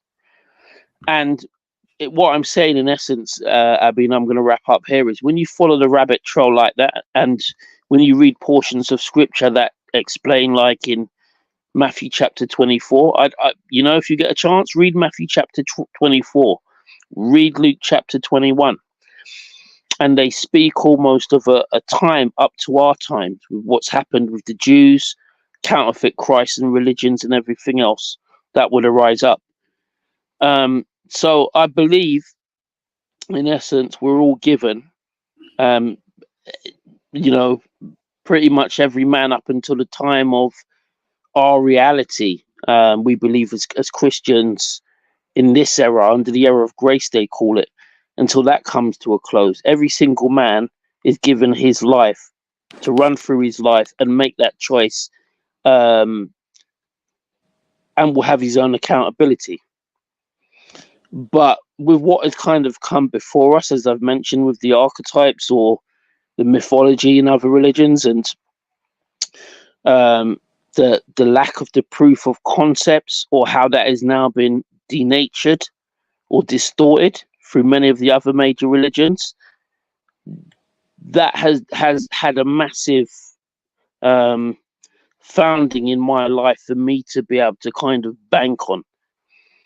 I can look at it and say there's no way on earth, when you really look into not just all religions, but in particular what has happened with taking the Christ from Christianity and virtually making another Christ throughout so much different aberrant sort of cults or denominations, that I can't see what Christ wasn't saying hasn't come true and been proven, and plus the proof of concept for the resurrection.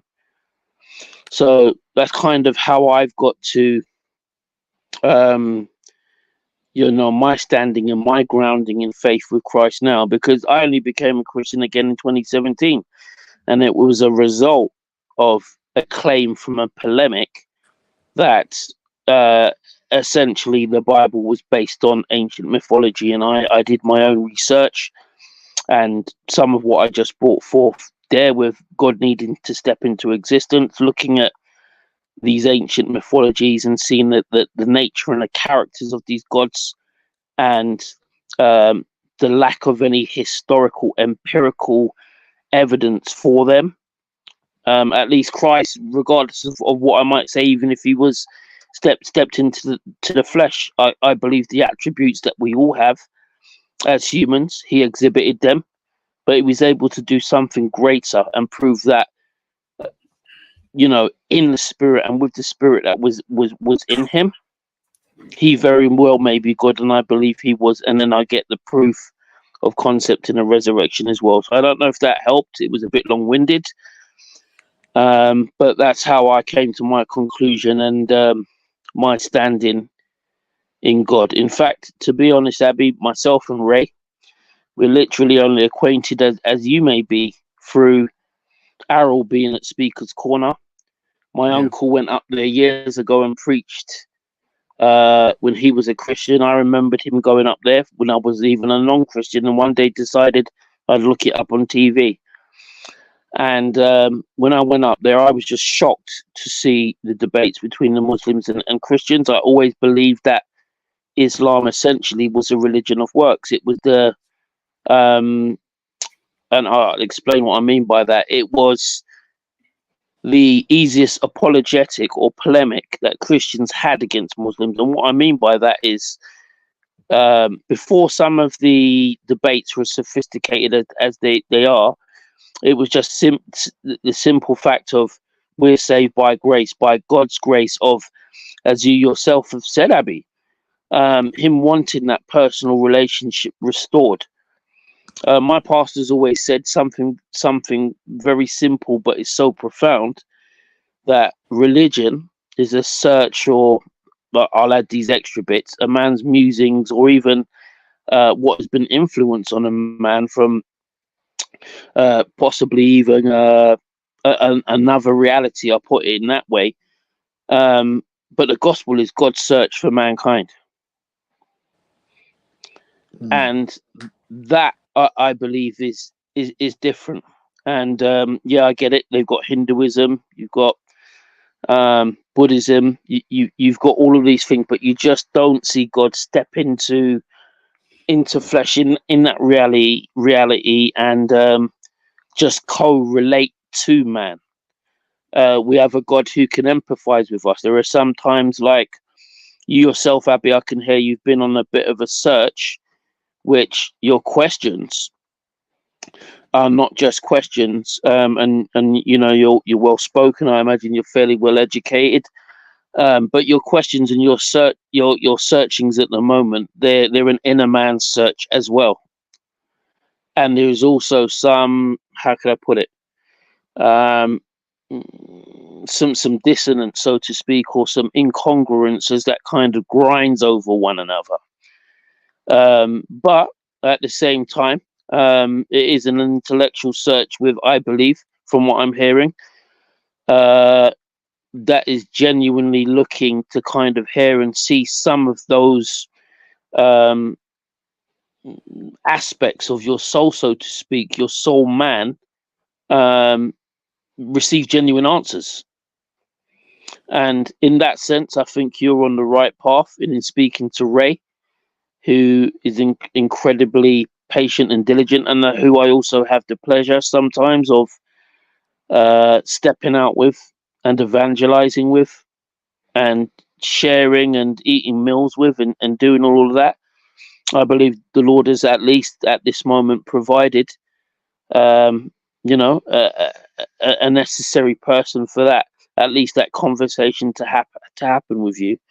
And I pray that it does. And you know, whatever you need to ask, or whatever you need to know, then don't feel afraid to ask it. But my point is, as well, is we've been there in terms of questions and even sometimes, I suppose, frustrations around things, because you can't know everything.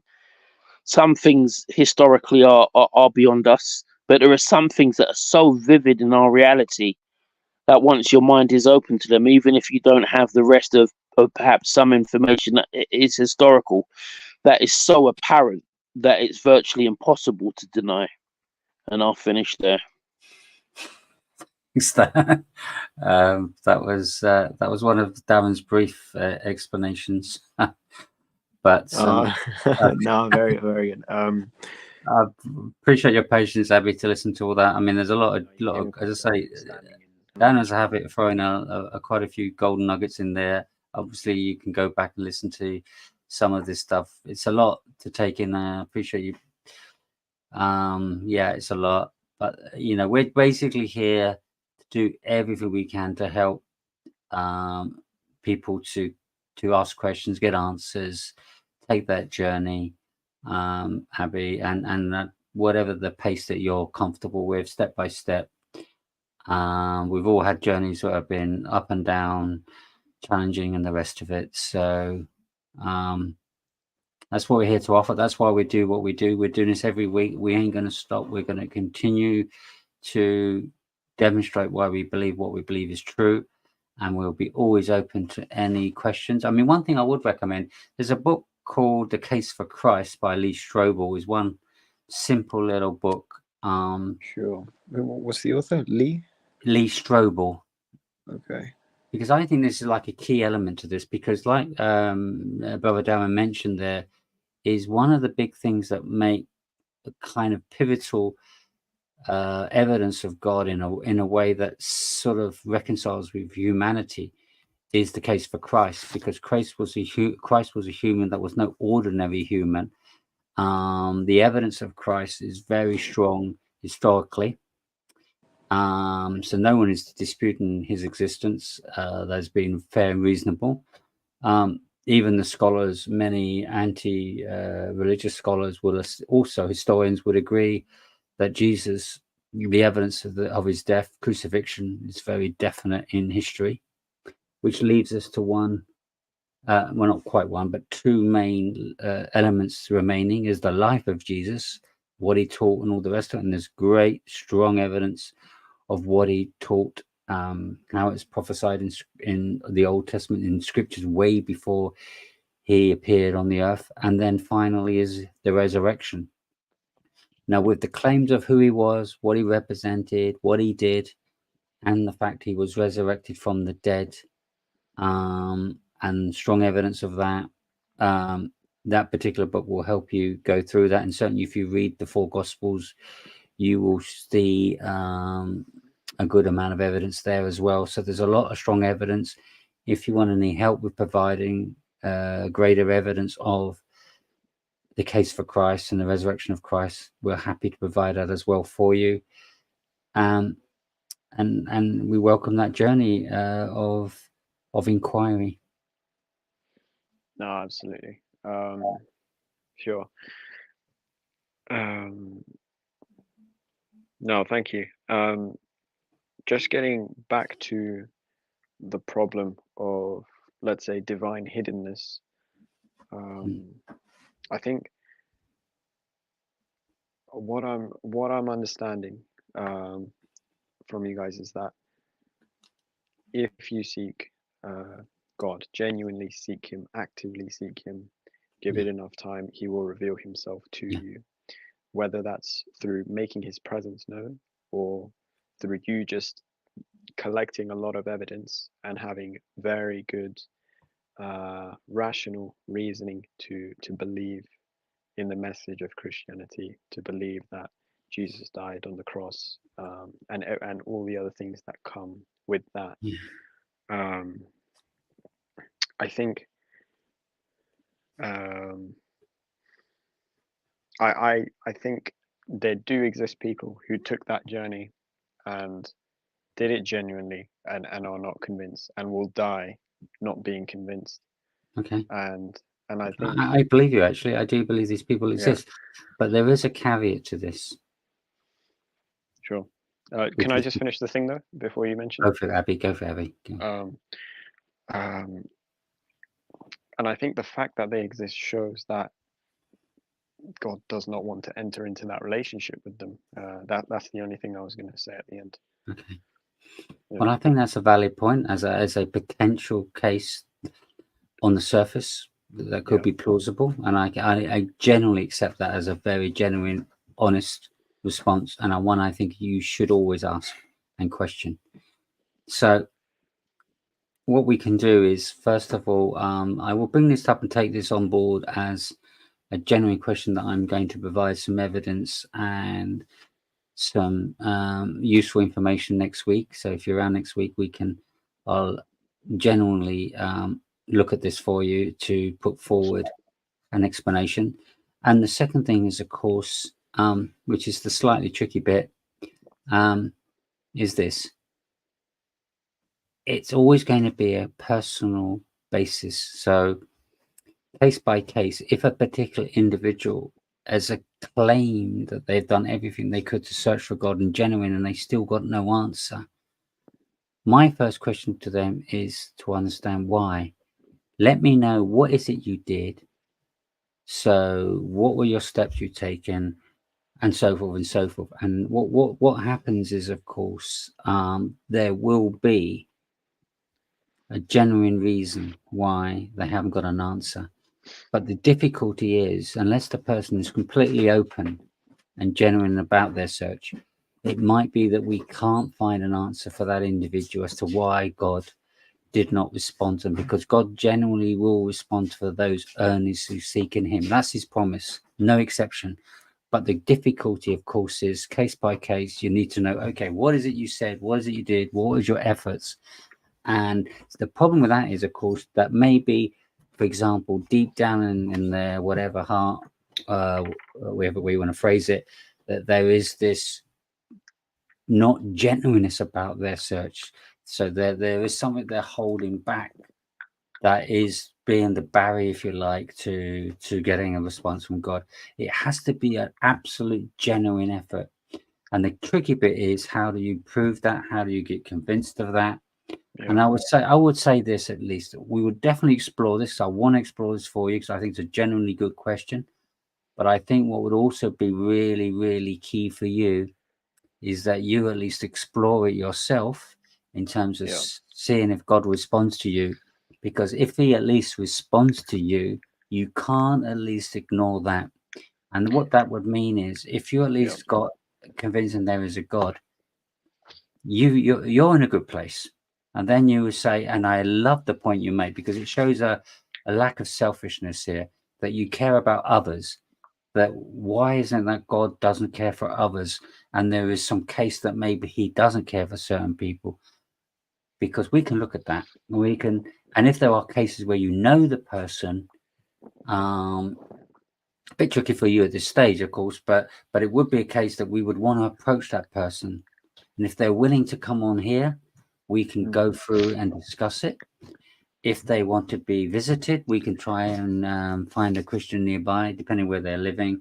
We will obviously personally make the effort ourselves to come and see them and sit down with them and discuss it, to try and understand what is the cause of why they don't believe they're getting a response from a genuine effort. So we wouldn't leave that unanswered. Obviously we need to get to the person, speak to the person. I mean, I've had many cases like this. I mean, I as Darren said, we evangelize, we go to people, we speak on the street, we share our beliefs, and if anybody for whatever reason isn't getting an answer through their claim of genuinely seeking God, we will do everything we can to try and understand why and help them with that situation, because we don't believe it exists as a genuine case. It is always going to be a reason, and we would look just to see if we can find that reason by putting our time and effort to help them. That's all we can kind of do. It's such a tricky one to answer, but it's a very valid question, of course. No, thank you for acknowledging that. And we're not here to second time. Sorry, Abby, go on. No, I was saying it's the second time I've been on, and both times just very, very good. You always reflect the energy of your guest. If your guest is being good faith, then you'll reciprocate that even more. So yeah, I mean, even when I watch the videos at Speaker's Corner of Errol, obviously some of them are quite funny, some of them are quite not going anywhere. But he does try his best, and when someone is being genuine, he reciprocates that, and I see that in all of you. So yeah, it's always great. Thank you so much. On that amazingly great note, and thank you, Abby. You've been an absolute wonderful guest, one of the best we've had, I think. I can think of in a long, long time. So thank you for that. Thank you for sharing your thoughts and being open and honest. And we will continue to do so, and we will never say no to any questions from you, Abby.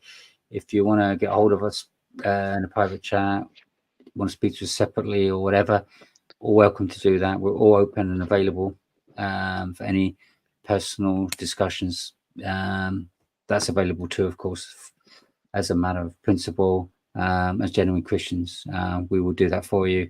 And on that great note, we thank you for everyone in the panel. Those that so Greg and Darren, thank you so much for all your help and support in tonight's stream, and all those that have been watching. Thank you for your comments. I think I've lost track of how many comments there. I think it was 1 point over 500. I mean, it's unbelievable.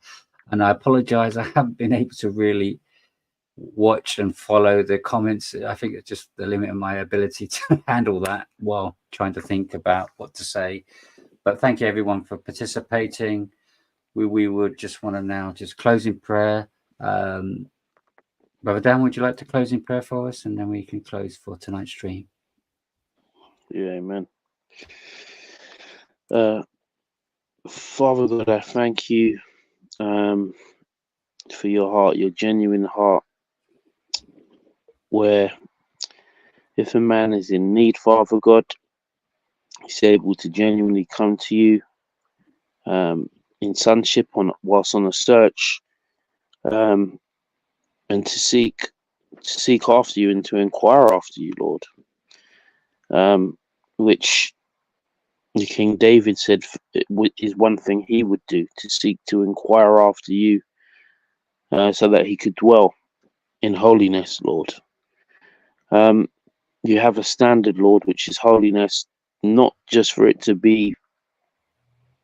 keep order for us here on earth, Lord, but because you're sovereign and you're the Most High, but you are the Creator and you are a Father. And with that, Lord, come, I guess, different ways of dealing with humanity, Lord.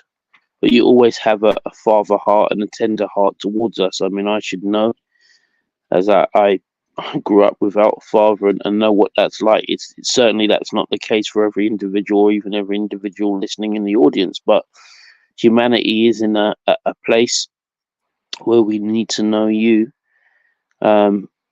in sonship through your Son, as is said in John 14:6, and for you to come to be reconciled man with God. Lord, we can see that we live in a fallen world. We see evidence of that every day. And whether it's Jew or Gentile, we can understand that, as it says in Romans 3, verse 23, all have sinned and fallen short of the glory of God. The question is, what will we do and how will we respond as well? Because you said that you've made way, or you've made provision through the Son. But Lord, Abby's right in as much as saying that we're all individuals, we've had different experiences, we've got different needs. And in some sense, Lord, there is no one particular method or remedy for dealing with and helping and supporting every individual, Father God, whilst they attempt to learn of you and to know of you, and whether they're going to progress onto a relationship and walk with and maintain that, Lord. I'm sure Abby, as he said, has heard of different experiences. But Lord, what we're not concerned with is an experience that is not a valid one, that is not a legitimate one, that is not a true one. It doesn't mean that you don't have sympathy for if somebody doesn't believe that it hasn't been, but there is a true and a valid experience and a walk with you. So Lord, I pray tonight, Lord, because you're not a hidden God, that you will continue to reveal yourself to Abby. I thank you, Lord, because it's very refreshing to hear of his curiosity, and to hear the fact of how he's measuring and evaluating, but he's also learning and hearing of maybe some older men who've walked in paths and ways and have questioned ourselves and have had to come to make our own conclusions as to who you are and what you say in your word. And ultimately, Lord, what happens when we leave this earth. But Lord, I pray that you'll assist him in his search. I pray for everybody that's been listening in tonight.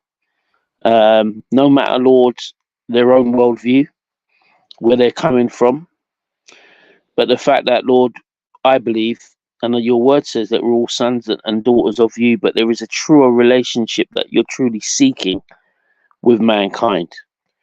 So, Lord, I pray for that reality to be brought about in the hearts and minds of all those who want it, because as Abby himself said as well, there is also a matter or a measure of personal choice, and we know that love has to be born out of free choice.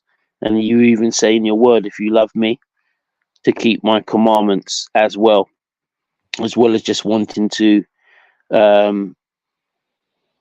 exhibit what could just be a physical affection, Lord. There's always also a level of discipline, especially in a relationship from father to son. So, Lord, help us in our endeavors. We're getting close to the weekend. I pray everybody may have rest. There is a lot going on in the world, Lord, but I pray we may find solace and comfort in you, because you said in your word that you would never leave us or forsake us. And I know amongst those of us who already are walking with you, but maybe even some who've been listening in tonight who are not Christians, they will find strength and comfort in these words and those words of yours. Because it says in Psalms 23, a very famous psalm, the Lord is my shepherd. I shall not want. He makes me down to lie, and he leads me beside the still waters. And I pray that's what you will continue to do. In Jesus' name, amen. Amen. Goodbye, everyone. Thanks for joining. Thanks God for listening. bless. God bless Bye, everyone. Abby. Great having you. Good night to Bye, the audience and to all the listeners. Goodbye, Take care. guys. Bye, everyone. Cheers. God bless. Take care. Amen. Hope to see you next week. Take care. Bye. Thanks, Darren. Great contribution. Appreciate it. No worries, right? Take care, mate. Hopefully see you soon. Bye for now.